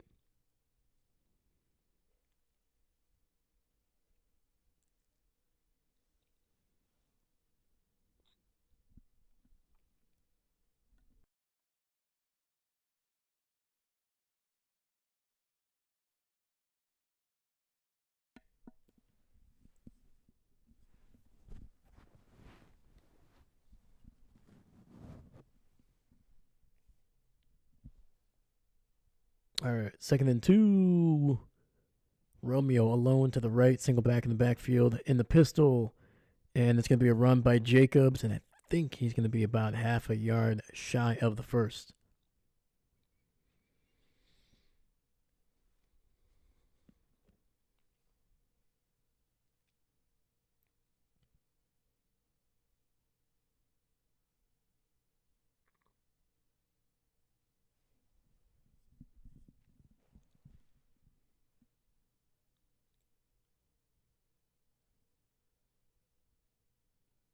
Matt LaFleur is not happy with something.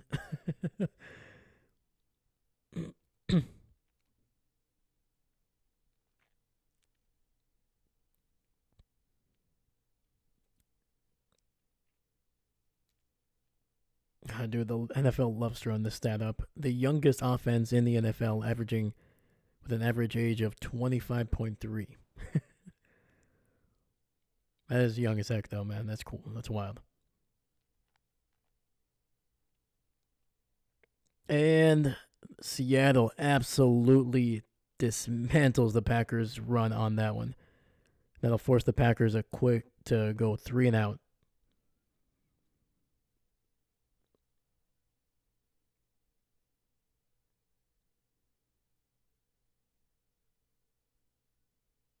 Oh, that was not a good. That was not a good one. There must have been a miscommunication there.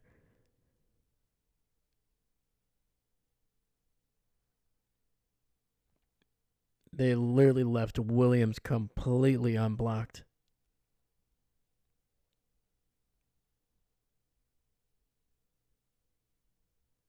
And not a great punt. Oh, man. And Seattle's going to get it in Packers territory. That might have been the worst punt I've seen from Daniel Whalen ever. And does not punt the ball that badly. I think, I don't know. I have to look at the stats. I haven't looked it up, so I'd be lying. But to me, he's been one of the best punters in the NFL. So that one just must have hit the foot wrong, man, because that was a rough one.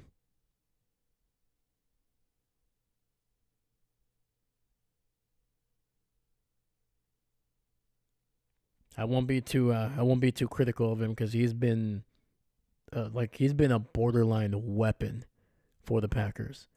Like anytime your punter is able to, like, even if you're in bad situations like this, usually he's been able to get that ball somewhere around the 30 or 35. Like some of them have been like 60 to 70 yards through the air, which is insane.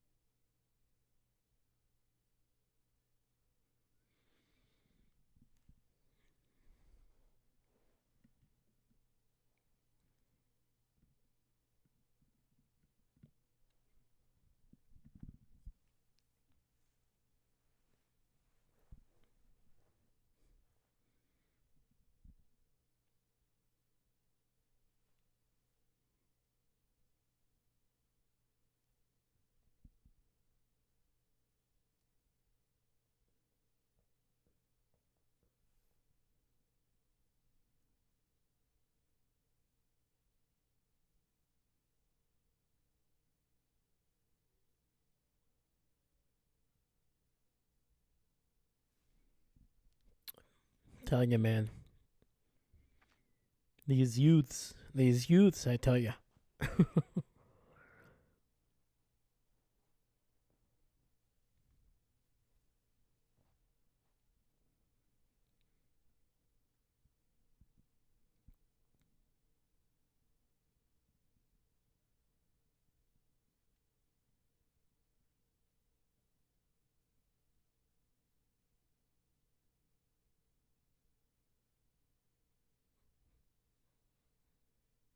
All right, we got first and 10, ball at the 46 of Green Bay.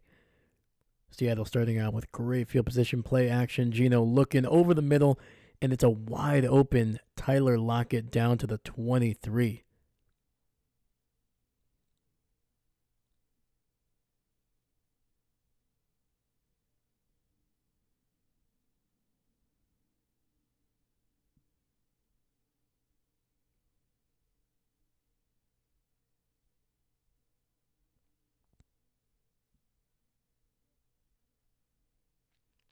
All right, first and 10, officially at the 24.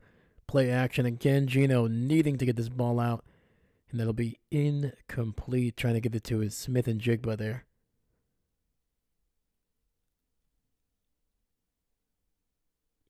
And Geno is down on the ground.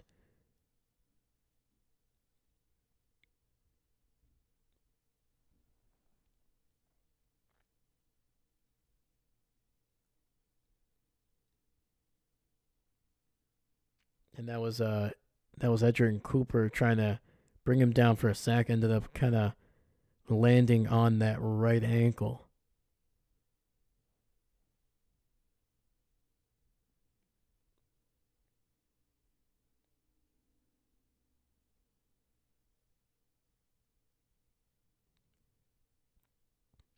So Geno was looking for a flag there, but apparently the rule is both feet have to be on the ground.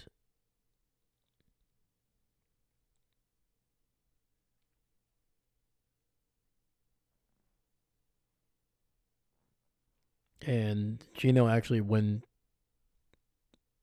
Cooper dove, Geno didn't have any of his feet on the ground, so it was just bad timing. So second and 10, we have Sam Howell coming in, the backup quarterback. Quick throw underneath to Njigba, and that's going to be not a great play for them.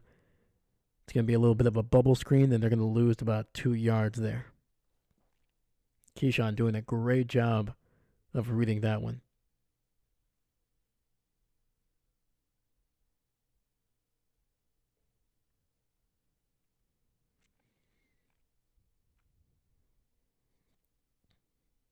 All right, we got third and 2 here.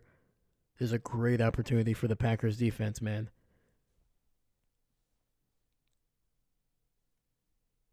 All right, he's got time. Sam Howell running, and trying to get it to Noah Fant, and that is going to be incomplete, and that's going to be a potential field goal attempt for the Seattle Seahawks.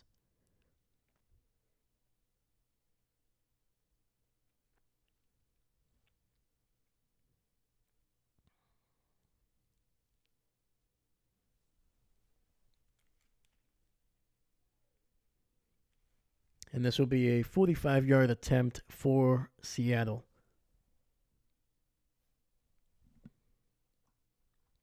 And it's right down the middle.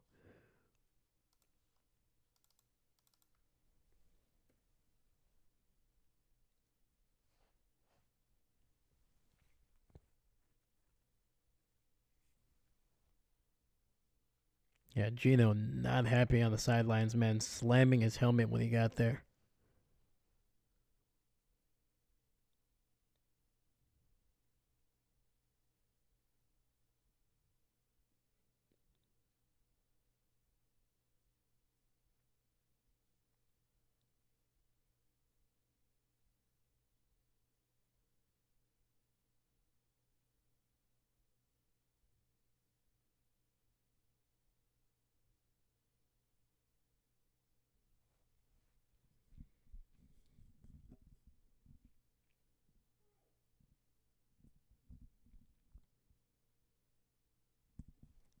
All right.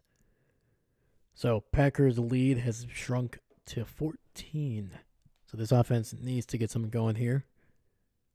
Regardless if Sam Howell or Geno Smith is in, you don't really ever feel comfortable with a 14-point lead in the NFL.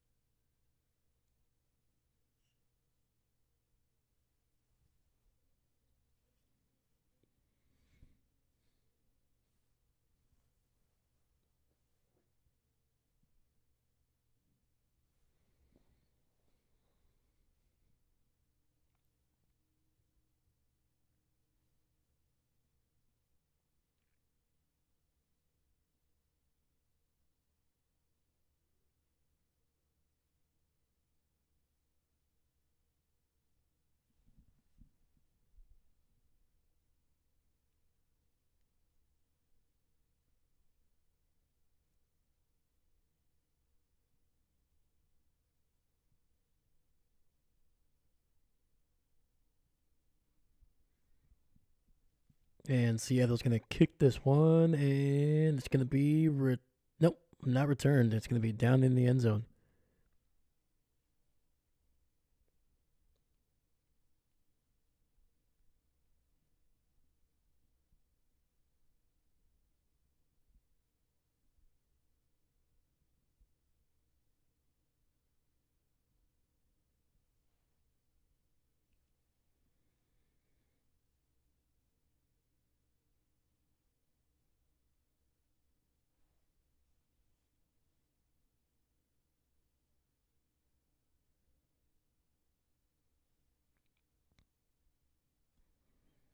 All right, Jordan under center, single back in the backfield. Christian alone to the right. Seattle showing some pressure. They send a corner on a blitz. Jordan throwing it deep down the field, and that's going to be incomplete, but it's going to be pass interference potentially here. And it is. Just wanted to make sure. I saw one of the refs kind of wave something off, but I wasn't sure if they were waving off the the penalty or not. But there we go. And that penalty was on Job. And bad news for Seattle here. Geno Smith walking to the locker room. Granted, he is walking, but usually means that they need to get some x-rays. Because if it was just simply taping him up or just trying to check for something, it would be on the sidelines. It's going to be a toss, and it's going to be a loss of 2. Seattle doing a lot better job here against the run.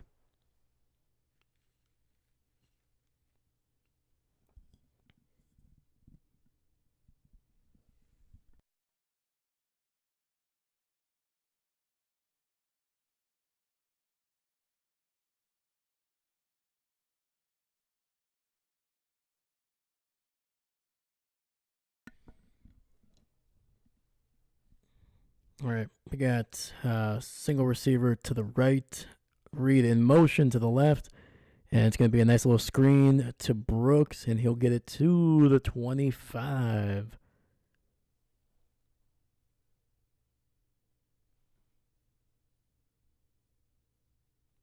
And I think that was a gain of about probably 8 or so.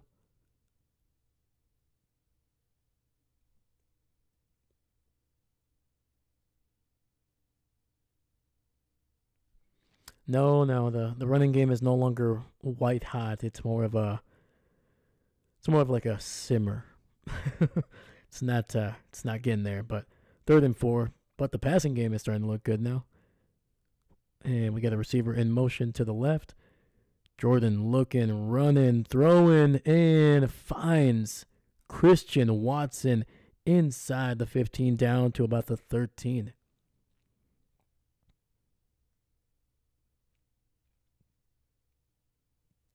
Dude, that was a heck of a throw by Jordan, man. Great throw, great adjustment by Christian.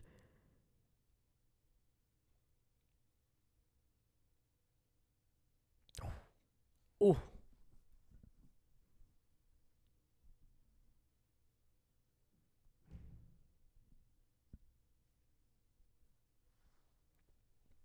All right, we got Jordan under center here, single back in the backfield, 2 receivers to the right.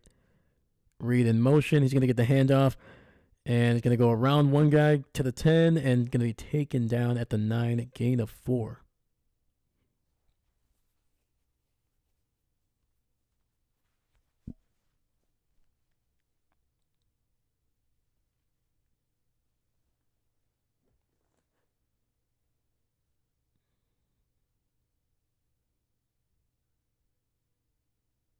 Tucker Kraft being his lead blocker there. That's always going to be a fun lead blocker to have.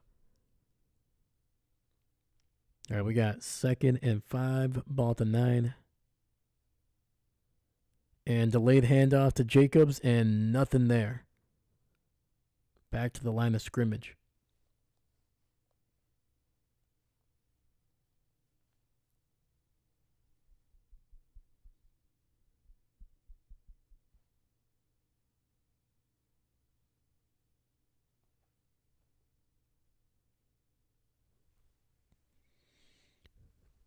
And see, there's an area the Packers have needed to improve in, and it's the red zone. Especially once they get inside the 10, man, they stall out more than they should. Got 3 receivers on the right. Jordan in the shotgun. Blitz. And I think it's going to be a false start on the Packers potentially.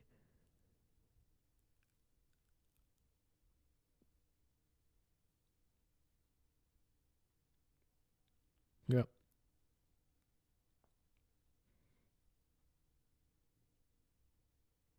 And that's going to be on the right guard, Sean Ryan there.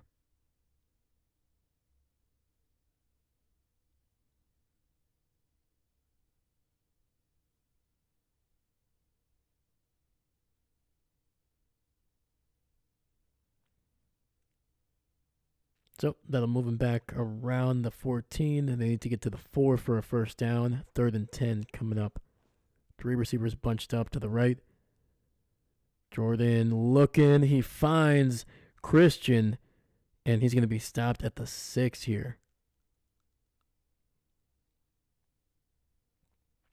So it's going to be 4th and 2. I think if you're the Packers, I mean, it'd be one thing if Seattle had scored a touchdown, but just kick a field goal.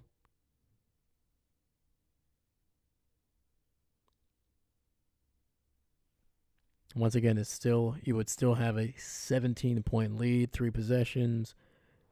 Sometimes it's better to be smart than, try to risk the biscuit here. Kick is up, and it's right down the middle.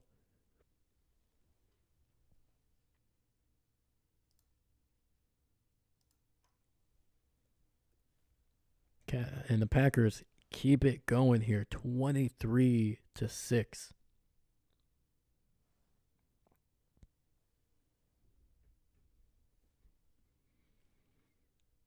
And for Seattle fans, and right now I just saw Sam Howell warming up, so Geno is still not back.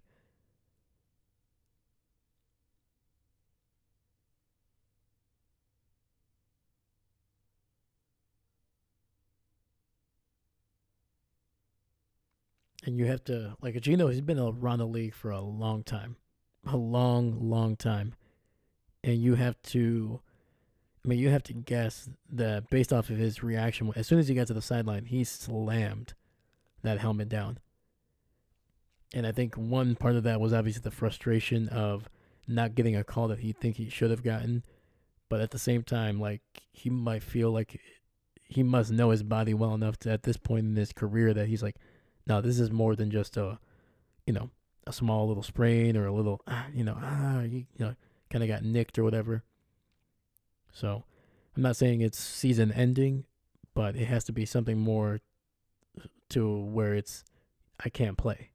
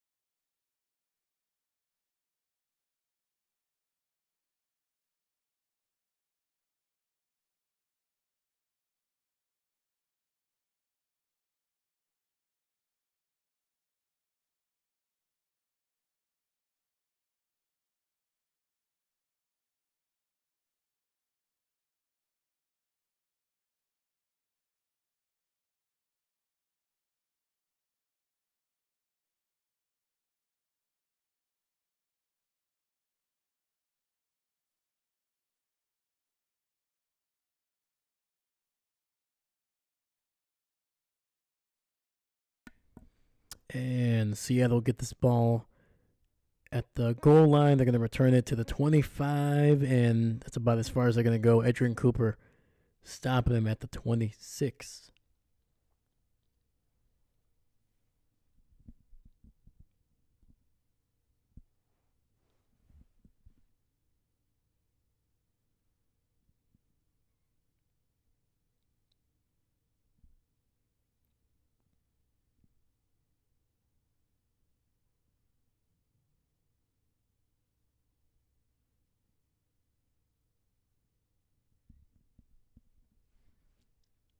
All right, we got Sam Howell, empty set here. Three receivers to the right. Looking, and he's going to be sacked immediately. And that is number 55, Uncle JJ Inigbari there.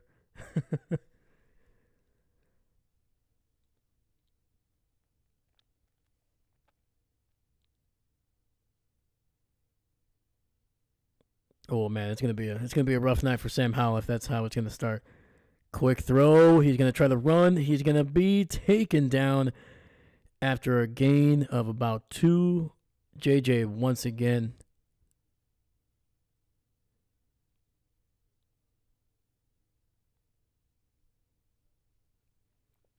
So we got 3rd and 13.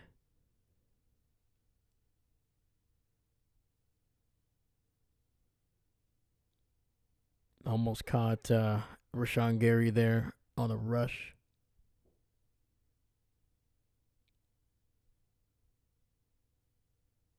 And Howell avoiding the pressure, roll into his right, and he's still going to be taken down.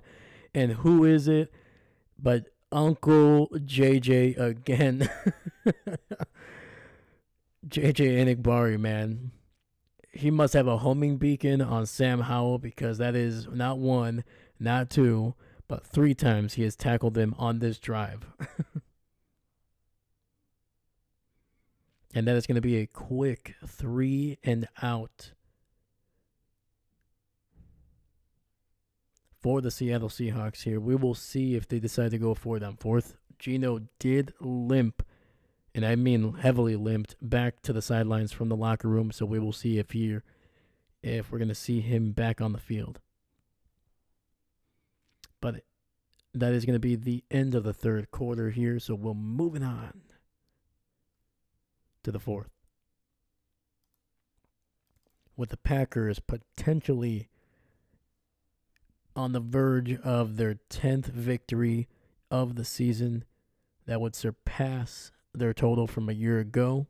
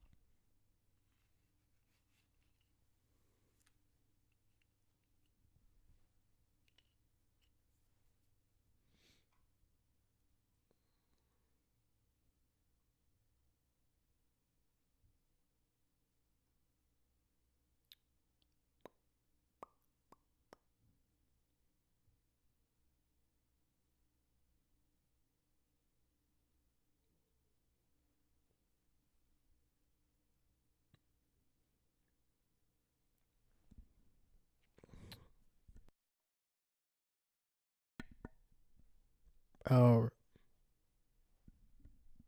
all right. Sorry. Seattle gonna kick this one off, and Jaden Reed able to return it past the 40 down to about the 44.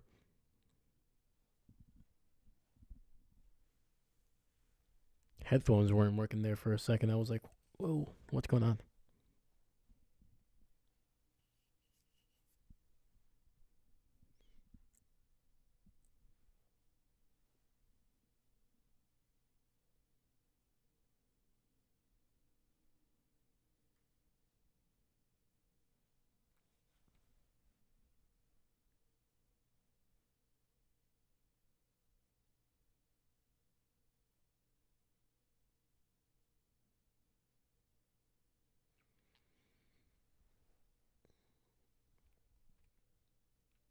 All right, we got 1st and 10 here.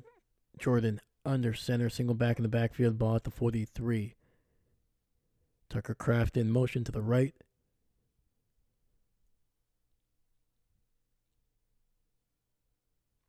And it's going to be a handoff to Jacobs to the left, and he's going to be somewhere around the 45 there. Gain of about 2, maybe 3.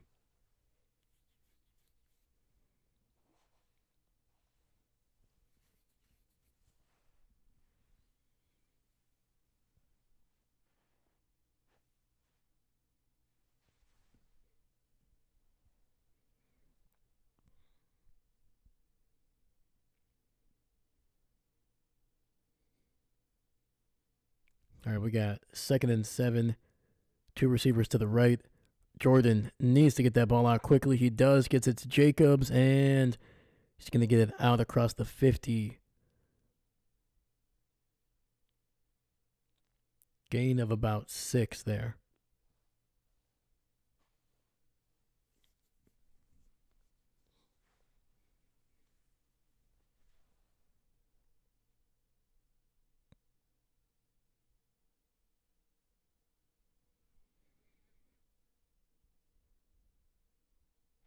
All right, we got 3rd and 2. 3 receivers bunched up on the left there. Jordan in the shotgun. Reed in motion. Jordan going to step up, throw it, and unable to get it to Christian Watson.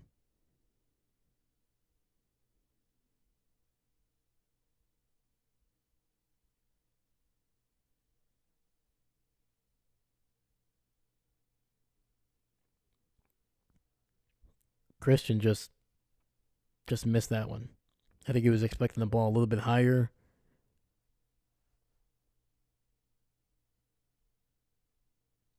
But Jordan had a couple people in his face, threw the ball just kind of, I mean, it was still very catchable. It was still around the chest, belly area.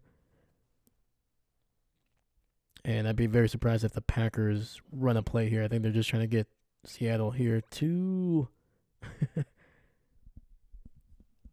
to jump off sides, and they do not. So that'll be a delay of game, and the Packers will punt it away.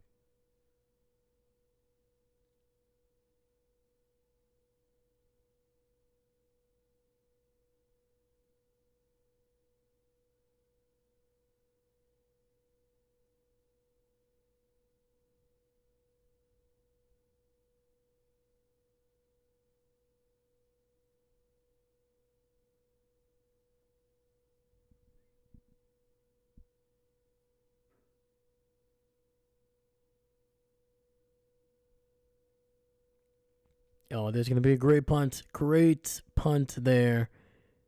And that's going to be inside the 5 down to about the 3. All right, look at that, man. Daniel Whalen back, man. He had that one bad punt. My boy's back. My boy's back. And who else is back is Sam Howell, still back. Gino on the sidelines, but apparently not ready or unable, I should say. I think that's more fitting. I don't think it's more of a, a lack of choice.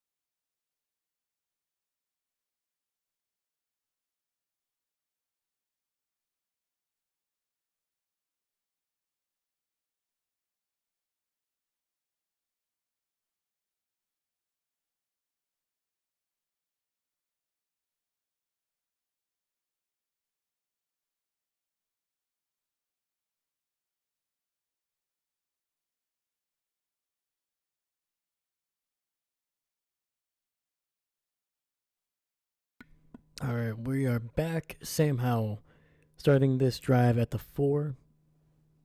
It's going to be a quick throw to Charbonnet and incomplete.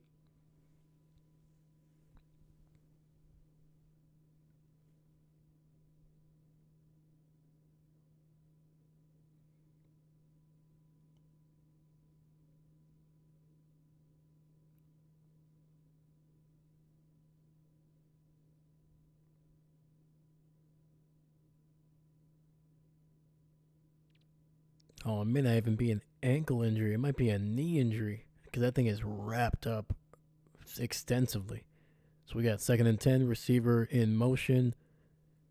Howell over the middle and nearly intercepted. And that was the rookie Edgerrin Cooper, who has been having a phenomenal night, nearly able to pick that one off.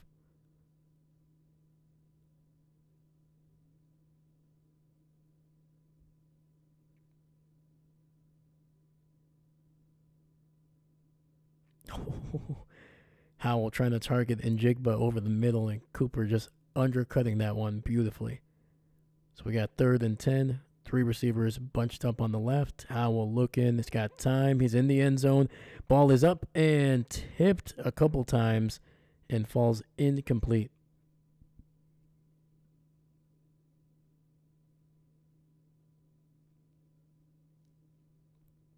And that's going to be a quick 3 and out for Seattle here with 13:07 left in the game.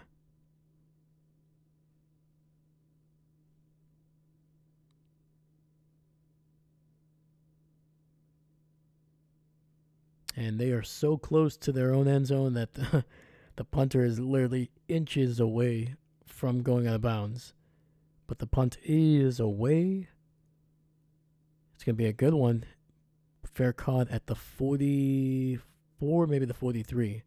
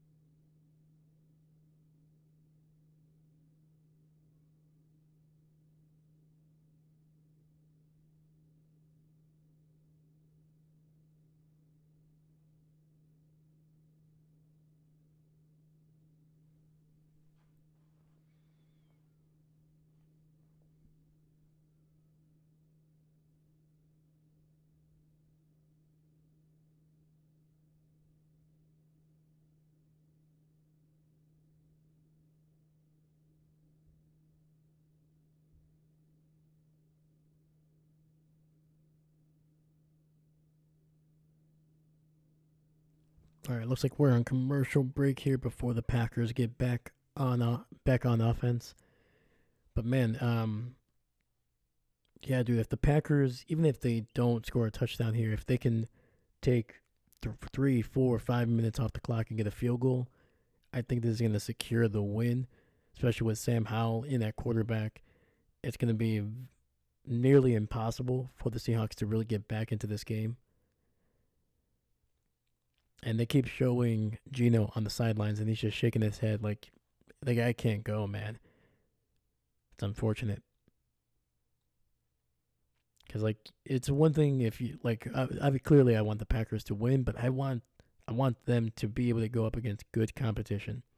I want them to go up against a healthy Geno Smith and the Seattle offense. No offense to Sam Howell, he's probably a very solid backup quarterback for them, but we've seen what he can do in the NFL. He's not a starter. He's a borderline backup, and there's nothing wrong with that. You got to play your role. He gets plenty of good money, but man, it's just not the same. Packers play action here. Jordan rolling, throwing it down the field and incomplete, trying to get it to Romeo Doubs, who was wide open.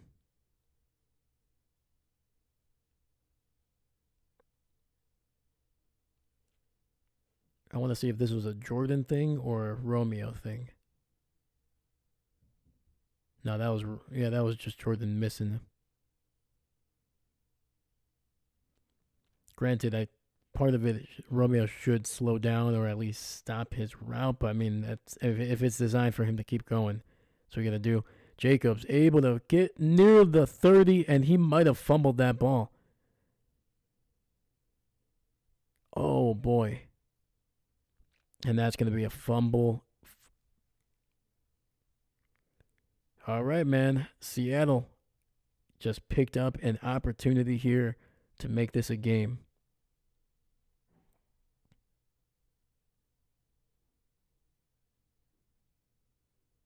Oh, man. That's 100% a fumble. And anytime you're stumbling, man, that ball just hangs so low. And you see it all the time when guys are just trying to stay on their feet and they're trying to, like, kind of tilt themselves back up. That ball gets a little loose. It goes away from the body. All right, Seattle causes a turnover here. 12:44 left in the game. Plenty of time for them to come back.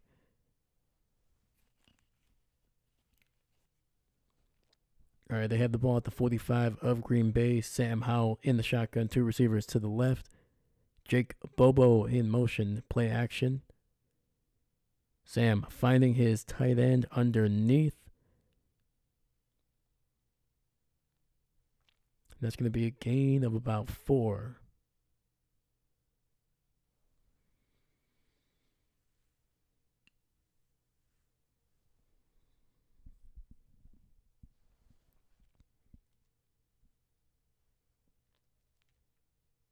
All right, second down. Howell looking, throwing it deep down the right and incomplete.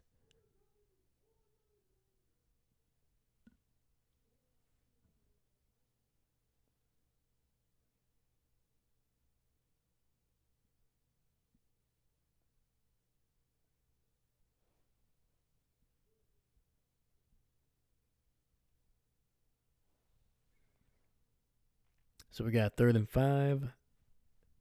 Two receivers to the right. Sam ripping it underneath over the middle. And that's going to be a first down for Njigba, who does not stay on the ground, man. He is just fighting for that extra yardage. All right, it's going to be 1st and 10. Ball at the 28 of Green Bay.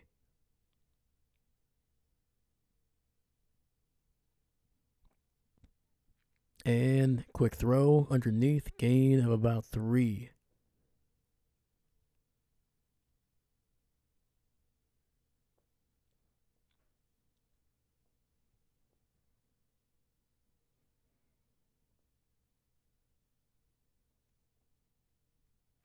Second and 6, handoff to the right. Charbonnet finds some space, 10-5, and that's a touchdown for the Seattle Seahawks. And just like that, they are back in it.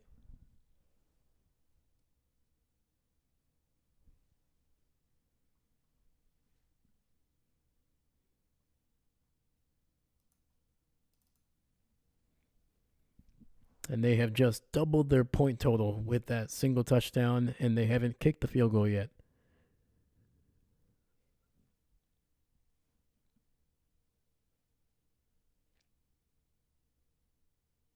Man, dude, that was just a zooming run up the right sideline.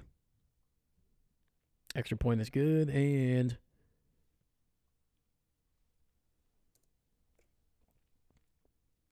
bam.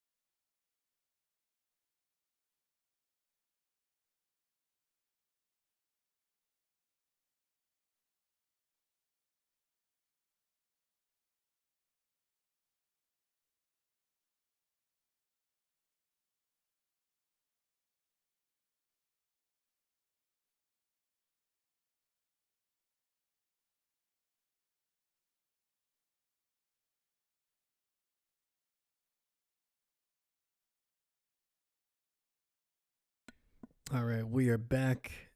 Kick is up. Keyshawn catches it at the 5, 25, 30, and taken down at around the 34. And we have 11 left in this game, and it's a 10-point game.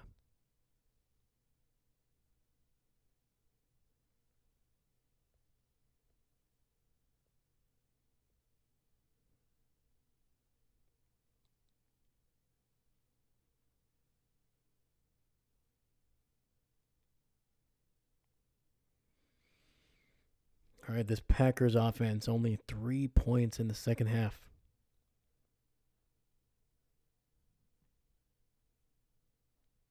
All right, we got a lot going in the backfield here. Two backs, tight end. It's going to be a handoff to Jacobs, who is going to fight his way for a gain of about 4.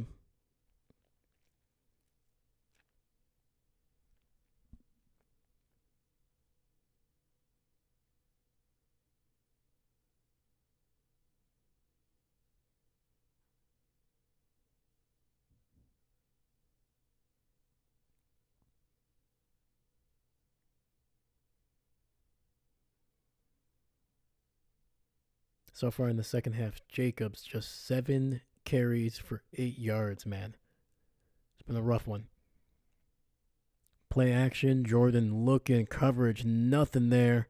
That ball is going to be batted, I believe, on the ground.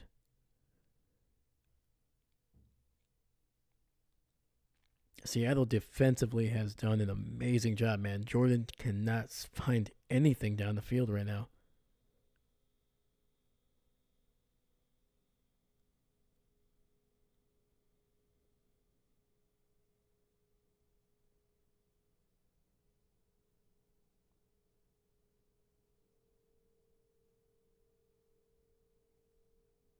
All right, we got 3rd and 6 coming up. Kraft in motion to the left. Empty set for the Packers. Love looking. He's going to scramble, trying to buy some time here. He does. Throws it over the middle, and that's going to be incomplete. This Packers offense has completely stalled out, man.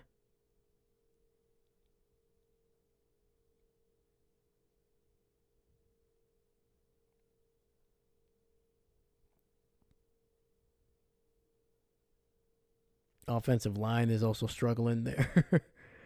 Basically, Jordan did not have any time in the pocket.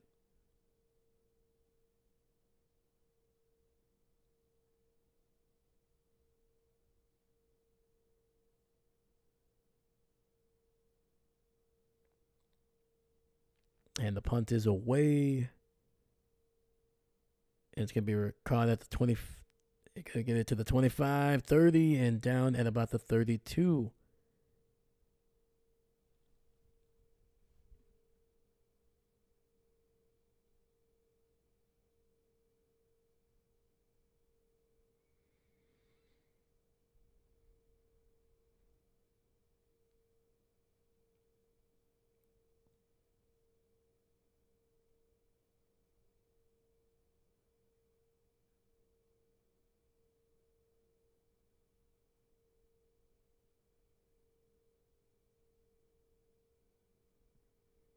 All right, 3 receivers on the right. Howell in the shotgun. Play action. Howell gonna throw it away. He's nearly sacked.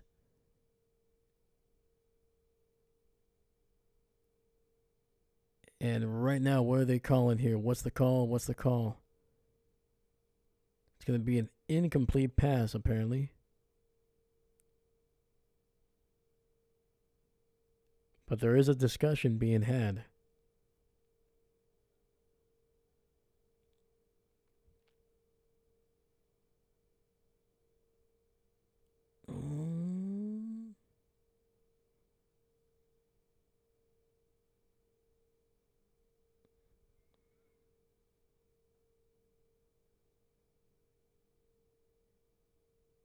I mean, it was close, man. It was not that far off. Kenny Clark able to get some pressure and nearly got the sack fumble.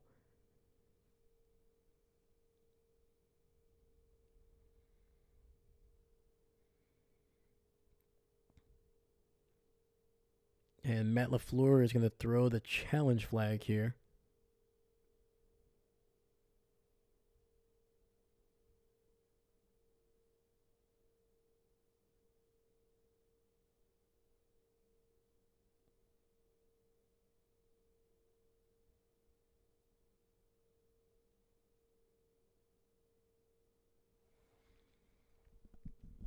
I don't know. To me, it's going to be an incomplete pass. I don't think it because his hand is going forward, and the ball was released. If anything, if Kenny didn't get his hands on it, it might have gone for intentional grounding because I don't think he was going to get it anywhere near the where he needed to be.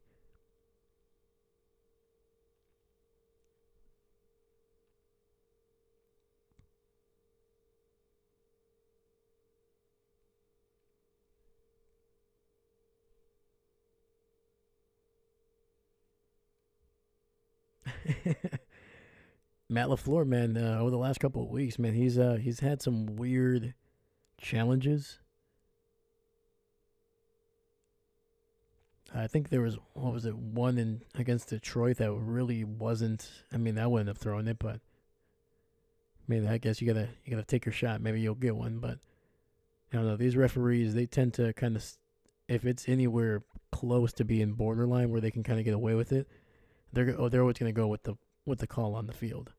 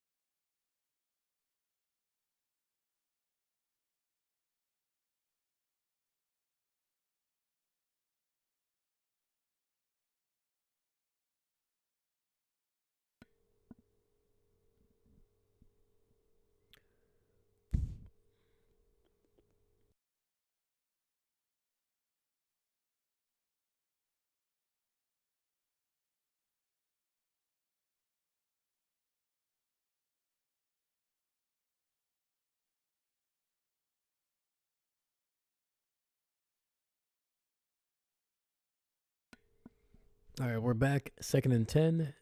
Packers will lose a timeout here, so I can adjust that. Howell looking, dropping back over the middle, and that's going to be an incomplete pass. Trying to get it to Noah Fant.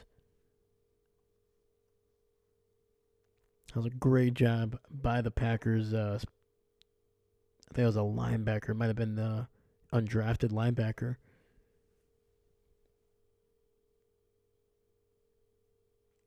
Was that Mosby there? Number 53?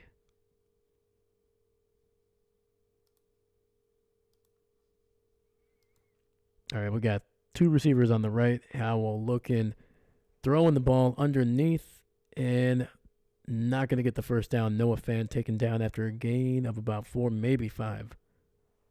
It's going to be a flag on the field, though.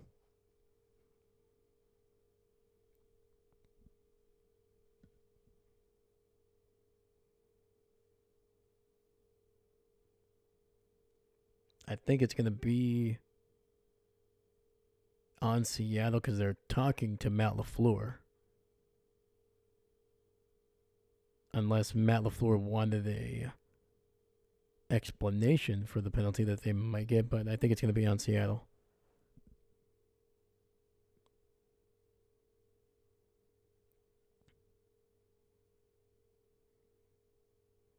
Oh, okay. Gotcha. All right, so they're going to accept the penalty even though it was 4th down. It's 4th and 5. Seattle's going to want to go for it anyway. So you hope that your defense at least, makes a better play here, or honestly makes the same play, but it's just going to be a harder 4th down play to convert.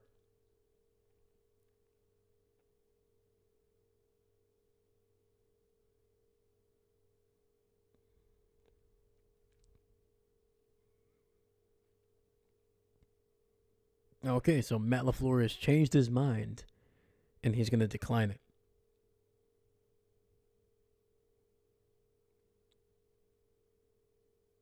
trusting this defense on 4th and 5 instead of making it 4th and 15. Oh, and Seattle's going to punt this away. Okay.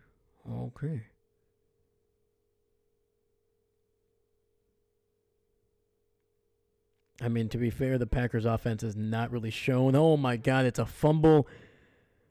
But Jayden Reed able to fall on top of it, barely. Jesus, man. Can you please... Can we please just put Keyshawn back there, man? Please, for the love of God. It's... like, Jayden Reed, great player, great receiver, man. Can make a play, but he's not the guy that you want punt returning, man. Just please, for the love of God, and Matt LaFleur, if you're listening, put Keyshawn back there, man. Okay, it's gonna be a quick throw. Jayden Reed. Oh no, it's gonna be Dontavian Wicks with a first down, gain of about 12. Nice little quick throw, short hitch route, 5 yards down the left sideline. Nobody was covering Wicks apparently, so he was able to just turn around and pick up an extra 5 or 7 yards.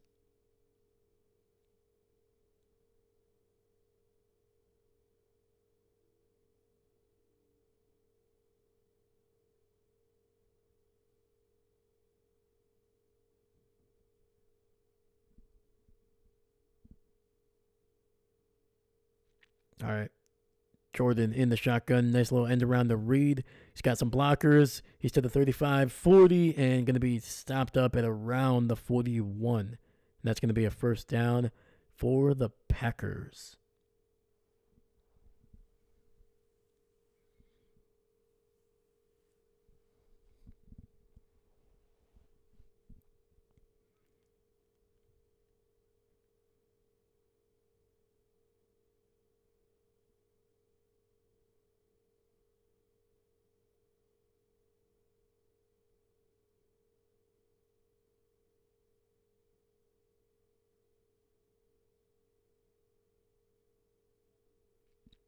All right, 1st and 10. Reed in motion. Nice little end around. Going to get it to the 45, 50, 45. And that's going to be very, very close to a first down. Jayden Reed. I think he was talking some smack to his own sideline there. I think he's a little frustrated. Either that or he might just be say, I told you. Give me the ball. And to be fair, it's tough to argue.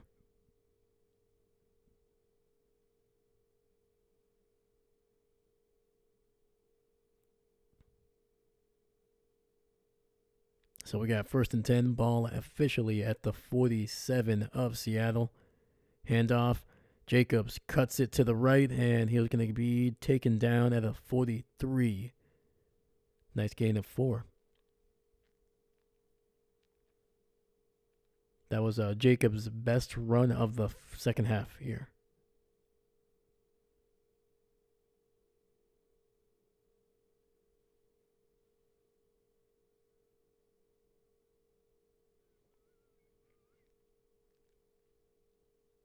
And when it comes to the second half, in this game, yeah, the Packers have really struggled. There's another game earlier this season that they just did not show up in the second half, but usually they've been playing better in the second than they have in the first. Another handoff to Jacobs, and he's going to barrel through for another gain of 4, maybe 5 on that one. So I think a very short 3rd and 2 coming up.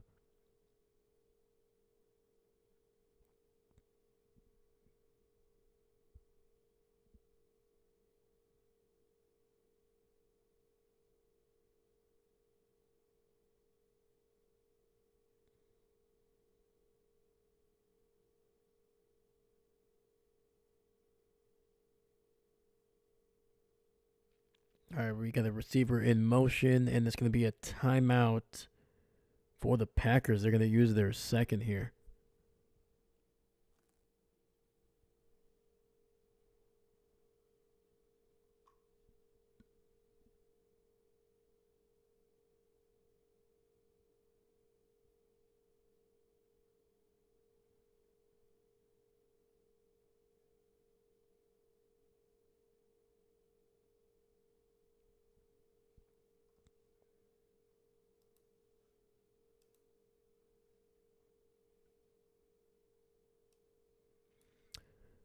So they were showing a graphic here where Matt LaFleur kind of stands not only against the modern coaches right now. He has the second best record in the NFL. Sirianni is the only one that has a better record. So we got 3rd and 2, 3 receivers on the right. Jordan in the shotgun. Changing a few things here at the line. He's got Jacobs to his right. Seattle sending a lot of pressure. And his receiver, Dontavian Wicks, slips and falls. Actually, no, that is Jaden Breed.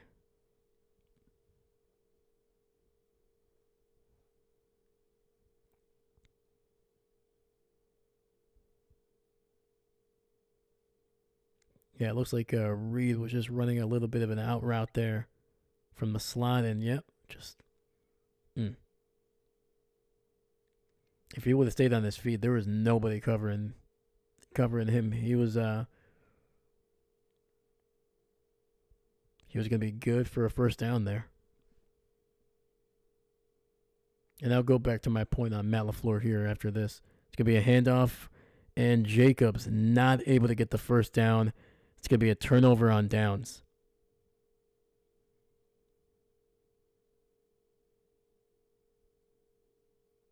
That was an ugly sequence, man. I would have rather just given it to Jordan.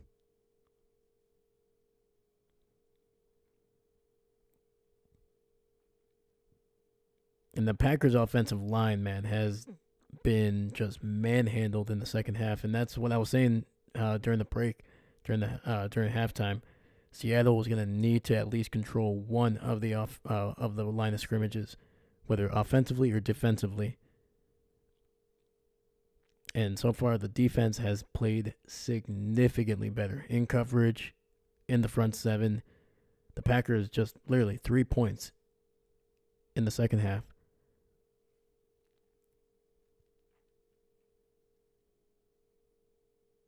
So, anyway, back to my point with Matt LaFleur. So, second in the NFL right now among active coaches. He is currently second in the Packers' history in terms of winning percentage. Only Vince Lombardi has a better percentage than he does. And to this point, man, I think Matt LaFleur only has one losing season in his repertoire at this point. So he's been, not only has he been one of the best coaches in the NFL over the last 5 or 6 years, he's been, I think we're literally watching a coach that, when you look back at Packers history, he's going to be remembered as one of the best in the NFL, which is, it seems like it's early, but it's been 6 years with Matt LaFleur. And there's no indication that this is going to be his last year, so he's going to make it to 7.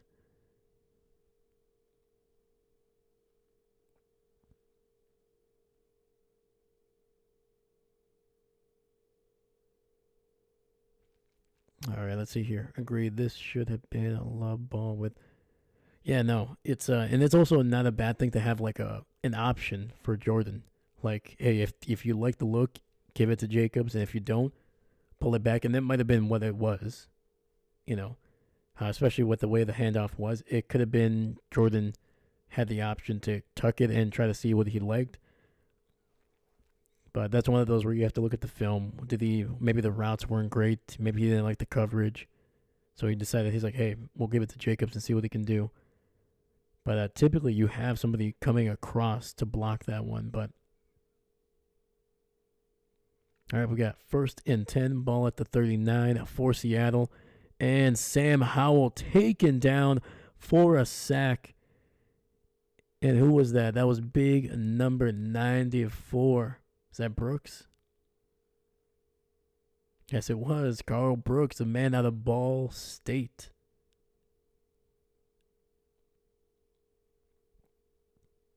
All right, 2nd and 16. Howell over the middle and is intercepted.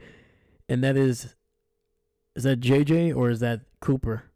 And that is Cooper, the rookie. He finally got one. Let's go. He almost picked off Sam Howell earlier in the game when he first came in. and now he gets an interception, and I think that might be his first of his career for the rookie out of Texas A&M.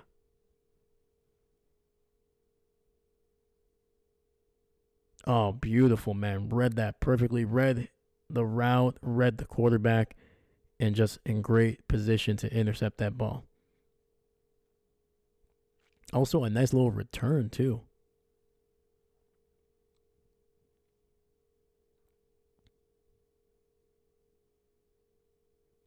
And the Packers offense back on the field at the 27. Watson in motion. It's going to be a handoff. Jacobs fighting his way across the 25 down to about the 23.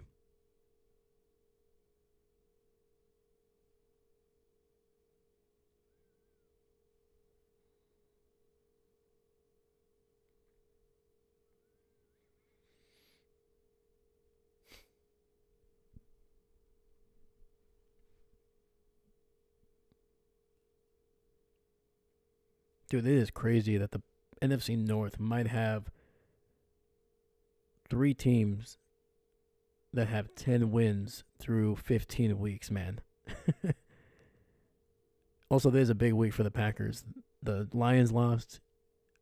If the Vikings lose to the Bears tomorrow, which is unlikely, but if it does happen, they are going to have a great opportunity to be able to jump up to the 2nd seed in the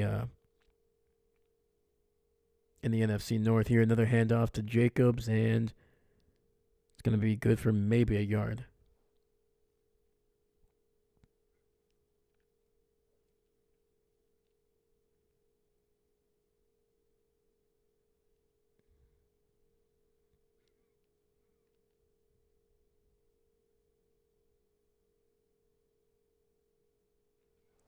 So Seattle apparently is using a timeout. Been using their timeouts, actually.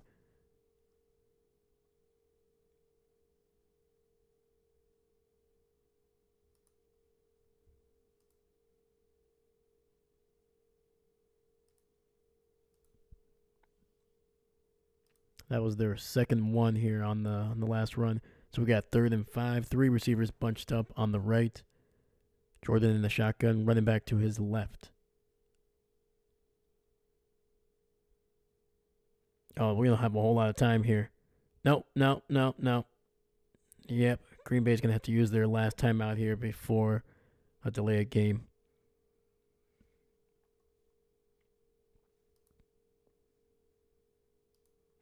All right. I mean, good a time as any. So we got 5:05 left in this game. Packers need a first down here, just even if it's just to eat up some clock. So make sure Jordan does not. So I make sure that he does not turn the ball over here. 6 points would be huge for the Packers right here. This will push it to a 2 touchdown lead. All right, they need to get the ball to the 17. They are at the 22. Jordan looking, throwing it down the end zone, and it's going to be incomplete. Oh, no. They're saying touchdown. Dude, there's no way that's a touchdown, man. No way. If he caught that, dude, that is wild. I could have sworn I saw that thing hit the ground.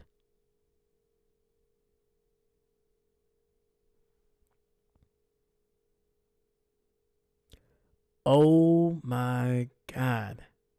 Romeo Doubs is freaking ridiculous. That ball did not even that thing did not even touch the ground with his hands underneath it. And he stayed in bounds too. Hot dang, man, that is a beautiful touchdown by Romeo.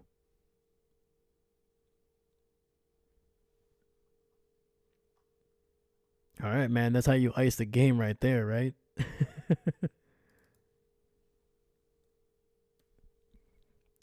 Point is up, and there we go. We got 30 points on the board here.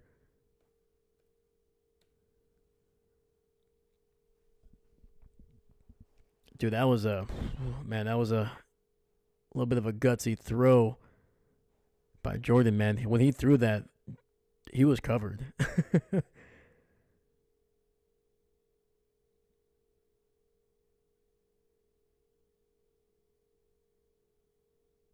That's literally just one of those. I'm gonna trust Romeo to make sure that he can get it.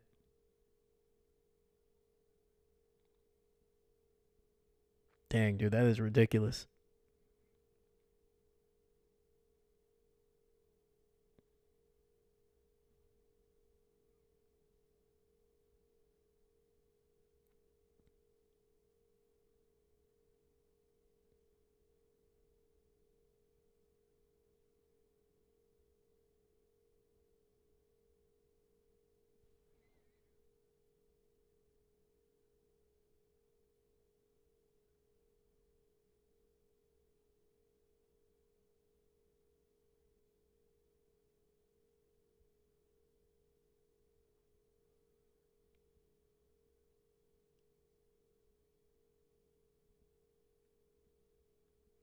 But yeah, no, Romeo wearing the Guardian helmet. That's what I can't remember what they were called.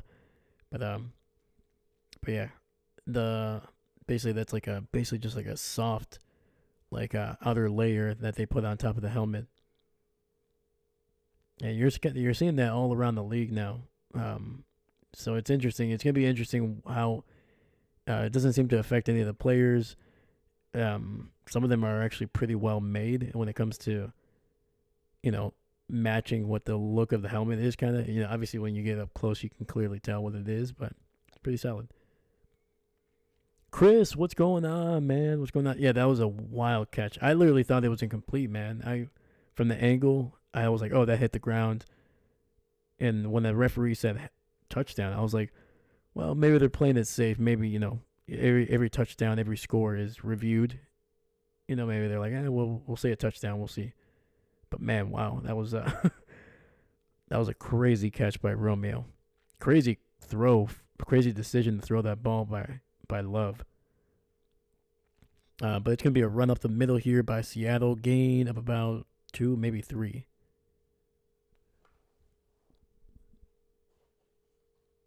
We got 2nd and 7 here. Ball at the 37. Howell looking, rolling to his right, finding his man. I think that's going to be incomplete. It is. And there's a flag on the field as well.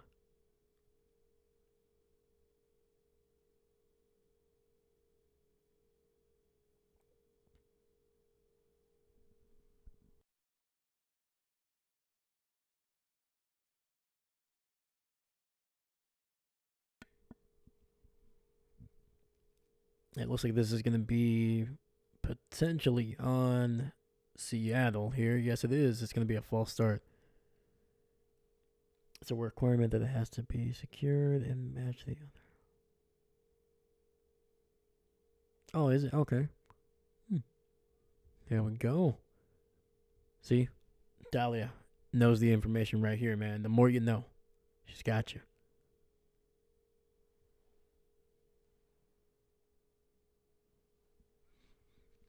All right, we got 3rd and 7. Ball at the 38, and Howell taken down for another sack. This one is by number 57, Brenton Cox. And that'll make it 4th down.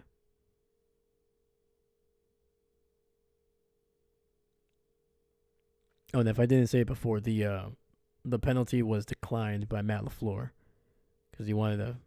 It was an incomplete pass. So just take the loss of downs.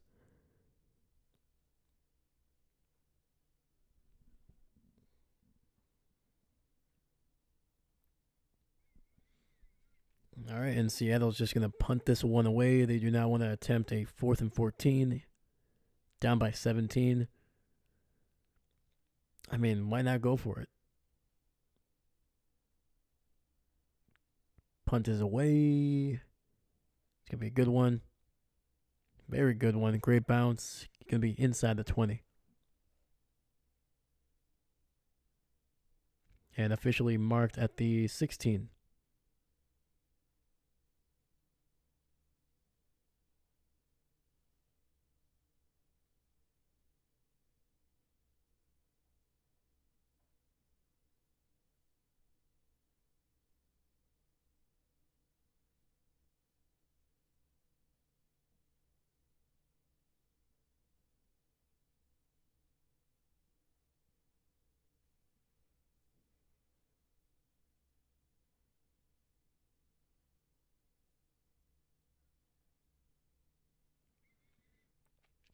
All right, we got a 1st and 10 here. Ball at the 16. Single back in the backfield. It's going to be a nice run this time by Emmanuel Wilson, who able to get near the 20. I think it's going to be a gain of 4.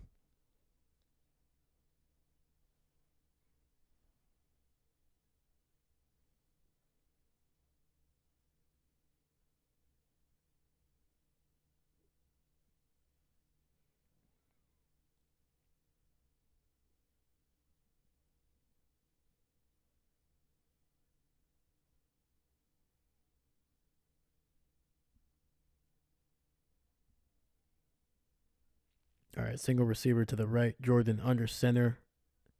Single back in the backfield. Emmanuel trying to bounce it out to the left. He does. It's going to be another gain of 4. So we got 3rd and a very short 2, maybe a long 1 coming up.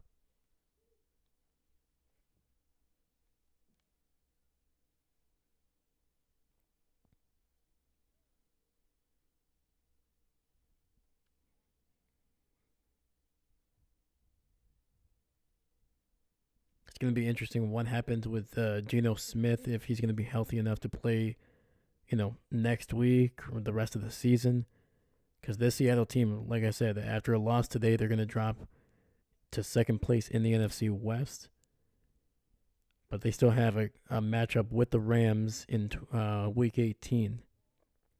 But for that matchup to matter for, to really even be worth it, they're going to have to win. And the Rams are going to have to win as well. So, but yeah, I don't know how many games they're going to win with Sam Howell at quarterback.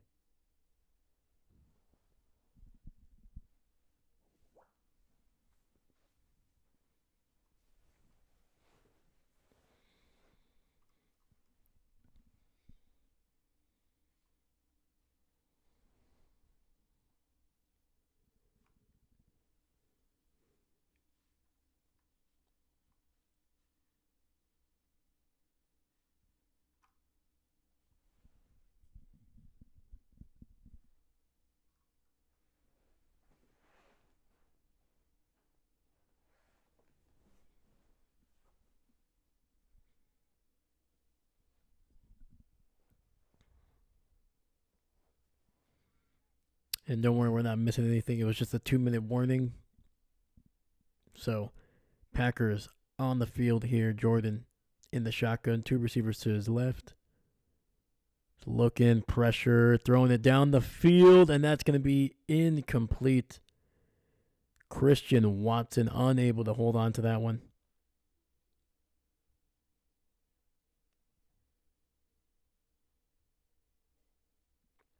And not a good thing. Watson looks like he was injured. He was able to get off the field, but immediately sat down on the sidelines there.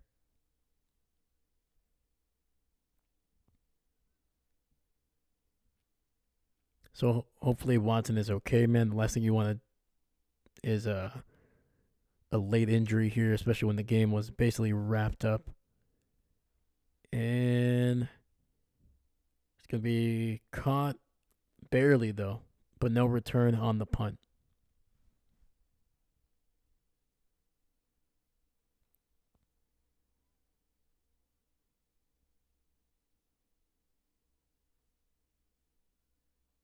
Oh man, that was a great punt, man. Holy cow.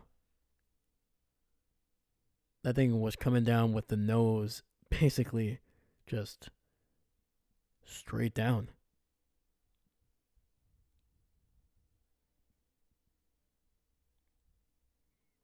So we got 1st and 10 for Seattle here. It's going to be a handoff to Charbonnet to the left. He's going to be good for about 8 yards. All right, unless something crazy happens here, the Seahawks are going to drop to 8-6. And the Green Bay Packers are going to improve to 10-4 on the year.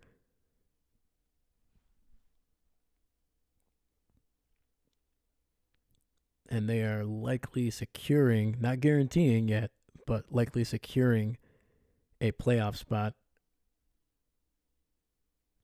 Another handoff here. And Charbonnet falls forward for a first down gain of about 4.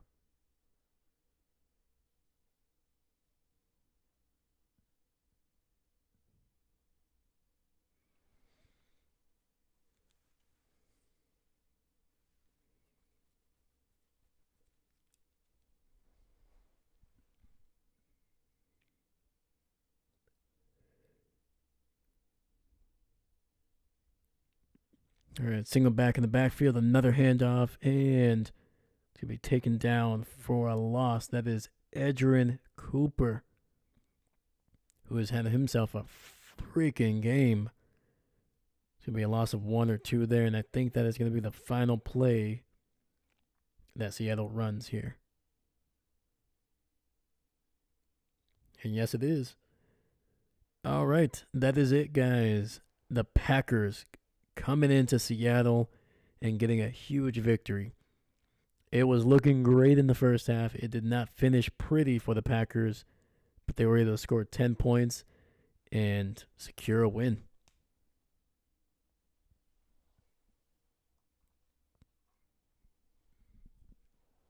And the Packers have officially won more games this season through 15 games than they did all of last season.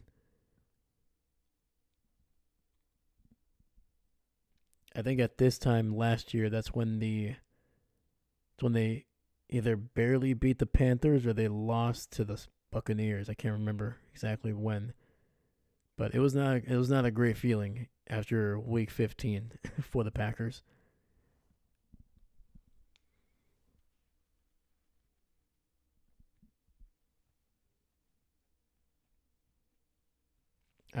After last year, I should say, that was the feeling. This feels significantly better. But yeah, man, the Packers, 10 wins, 4 losses, and somehow still third in their division.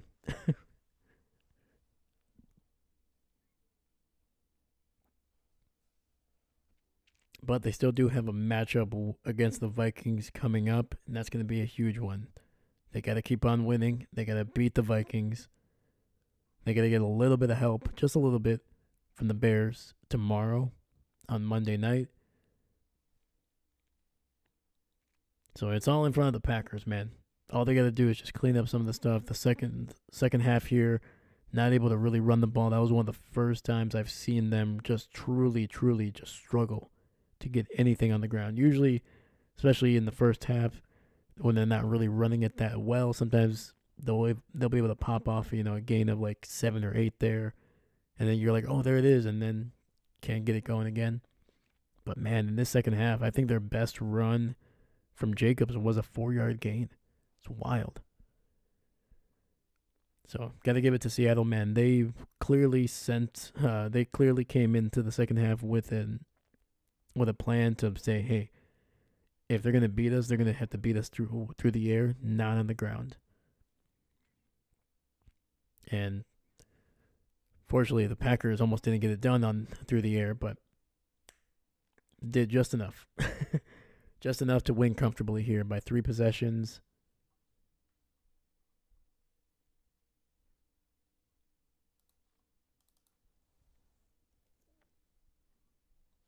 So, but yeah, man. Crazy. What did you guys think of the game? What was something that stuck out in your head? What was your favorite part? For Packer fans, did you have a little bit of anxiety there at the end, or towards the fourth quarter when wasn't looking amazing? But while that's going on, let's look at the final stats here. Jordan, 20 of 27, 229, 2 touchdowns, no picks, not sacked a single time tonight. That is a heck of a job, not only for Jordan to be able to move around and avoid pressure, but what a freaking job by this offensive line, man. They have been phenomenal all season.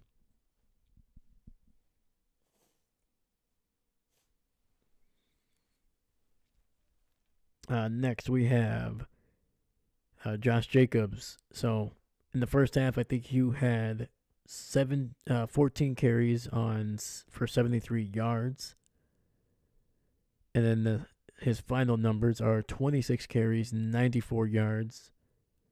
I think he was averaging a little over 5 yards per carry in the first half. In the second half, it's definitely jumped down for sure.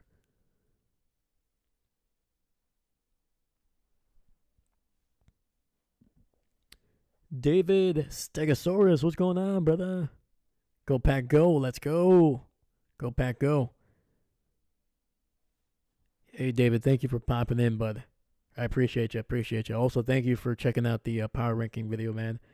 You're always leaving a comment on there, man. I appreciate you. And then we had Jaden Reed, 3 carries, 27 yards. Jacobs also did have a touchdown in this game, obviously. So, yeah, only put up 21 yards in the second half off of 12 carries.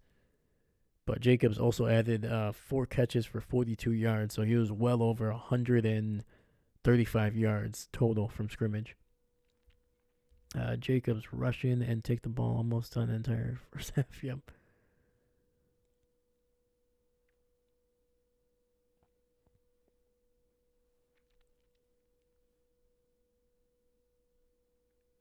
Yeah, man. Yeah, the Jacobs was basically almost the entire offense. I think he maybe.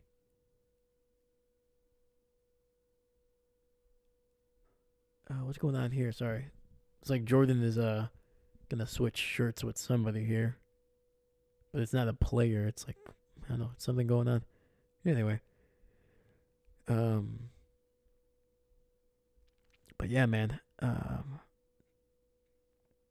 Oh, the turnover. Yes, absolutely, man. The Packers were able to get 2 interceptions in this game. One off of Geno and on the back of the end zone on the left side there, Carrington Valentine, and then later in the middle of the fourth quarter, they were able to pick off Sam Howell, Edgerrin Cooper, man, having himself a day. Actually, let me look up Edgerrin's night, man. He had a phenomenal night. So he led the Packers with 7 total tackles, including 6 solo tackles. He had a sack. He had 2 tackles for a loss. He had 2 pass breakups. He had 2 quarterback hits. And he had an interception. I mean, what more do you need from a rookie linebacker right there, man? Tackles for a loss, and important plays, sacks, turnovers. That's all you need. The insane catch in the end zone. Oh yeah, Romeo, crazy catch there to basically finish off the scoring in this game. Also helped kind of put an end to any hope Seattle might have had here. Yeah, it was so crazy that I didn't think he caught it. First, when I saw it live, man, I was like, "No, that's not a catch." But no, that was not only a catch, but that was a catch by almost about a foot off the ground. So, heck of a job by Romeo tonight too. What was his numbers? There was like 40 for 40 there. 4 for 40. Let me see here. Romeo, 3 catches, 40 yards, 2 touchdowns tonight. Christian led the team with 3 catches for 56 yards. Jaden Reed, on top of the 27 he had on the ground rushing, he was able to pick up 5 catches for 34 yards. So a pretty solid night for Jaden Reed, 61 total yards from scrimmage. Absolutely. Complimentary football. Even when the Packers weren't able to really score until the very end there, the defense was holding it down, getting sacks, getting turnovers, forcing punts. So, usually it's almost like the other way around. The defense makes a great play, and then the Packers just can't seem to get anything going, or vice versa. The Packers score, and the defense gives up a touchdown too. So, but tonight it was they played complimentary football in the first half really, really well. And then the second half, the defense was able to kind of hold it together until the Packers offense could kind of get going. And there we go, man. Watson's catch always knows when and where to put them feet. Oh yeah, that twirling catch down the I think it was the left sideline. But yeah, man, great job, man. There's just a lot of great plays, man. A lot of great plays on offense, a lot of great plays on defense. Let me see what the Packers finished in terms of sacks. It might have been 6 or 7. Packers 7 sacks tonight.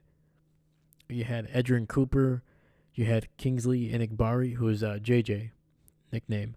JJ Enigbari, Uncle JJ. We have Rashawn with a sack. Brenton Cox with a sack. Devontae Wyatt with a sack. And then Carl Brooks with a sack. So that whole front 7 just ate tonight, man.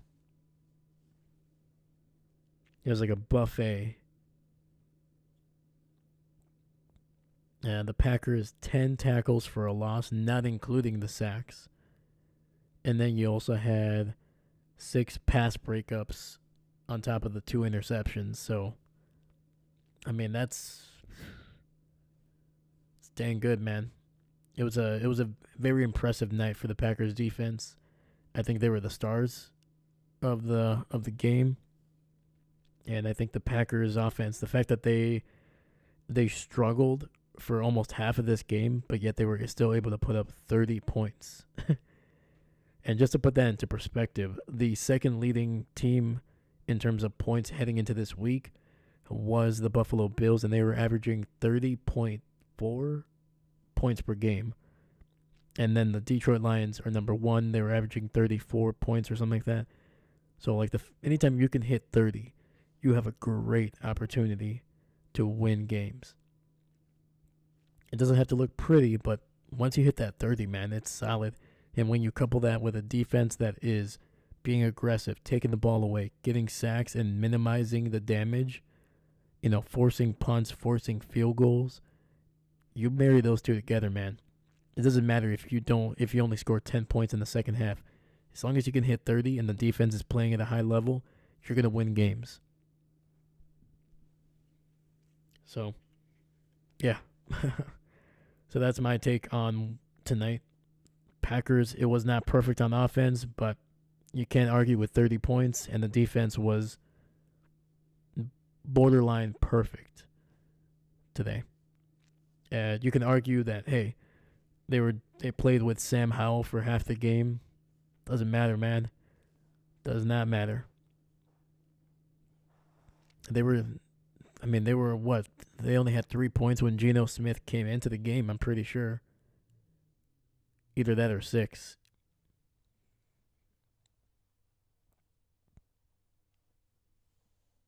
So, big win for the Packers. I think that's going to be it for me tonight, guys. I don't really have much to add outside of what I just said, man. But it was a fun night, man. Packers got a big victory. I'm a happy camper. Week 15 was a success, in my opinion. Anytime my Packers can win, it's going to be a good week. But yeah, man, it's a heck of a week, man. And that is, we got one more game tomorrow. I'm going to decide which one it is. I have the option to watch both. But I'm still trying to decide, man. It's not the best matchups for either one. But if I do, I'm leaning towards the Vikings and the Bears because it's one that affects the Packers, and 2, it's been a while since I've seen the Vikings play, and I do want to see what they look like. I've been able to watch some film, but outside of that, it's very different when you're watching it live. You get the rhythm, you get the cadence of everything. So, but yeah, so that's something to look forward to tomorrow, guys. So make sure you tune in for another game, and we're just gonna keep it rolling. Tomorrow, go Bears! Let's go. We're all gonna be wearing our navy blue and orange tomorrow. If you're a Packer fan, all right. The Bears better not let me down. All right, they let me down earlier this couple weeks ago when they botched that game against the Detroit Lions there. But I'll forgive them if they can beat the Vikings tomorrow. If you beat the Vikings, I'll call it square. I won't make a single Bears joke for 1 whole week if you can beat the Vikings tomorrow. And I'll even sweeten the deal. I won't start that until Tuesday. So from Tuesday until next Tuesday, after that game, won't make a single joke. All right, Chicago. The ball is in your court. Caleb Williams. I know you watch my show. I won't make fun of you for a full week if you beat the Vikings tomorrow. All right. All right, guys. Thank you so much once again, man, for watching. I always appreciate it. I didn't do shout outs last time, so I'm gonna shout you guys. I'm gonna shout out the people that were popping in. Obviously, Dahlia, Go Pack Go. Always appreciate you. Seastrom for popping in here, man. I appreciate you. Hopefully you won that board game, man. All right, you still gotta let me know which one you were playing. And then Chris for popping in from tonight and the previous game, man. I appreciate you. Thank you so much. And of course, David Stegosaurus, man. Always appreciate you, man. Thank you for watching the power ranking videos, man. I appreciate you. Thank you. Always leaving a comment too, man. You hold me accountable, which I appreciate, man. Thank you. But yeah, man. You guys have a great night. Thank you so much. And I'll see you guys tomorrow. But my name is Dave.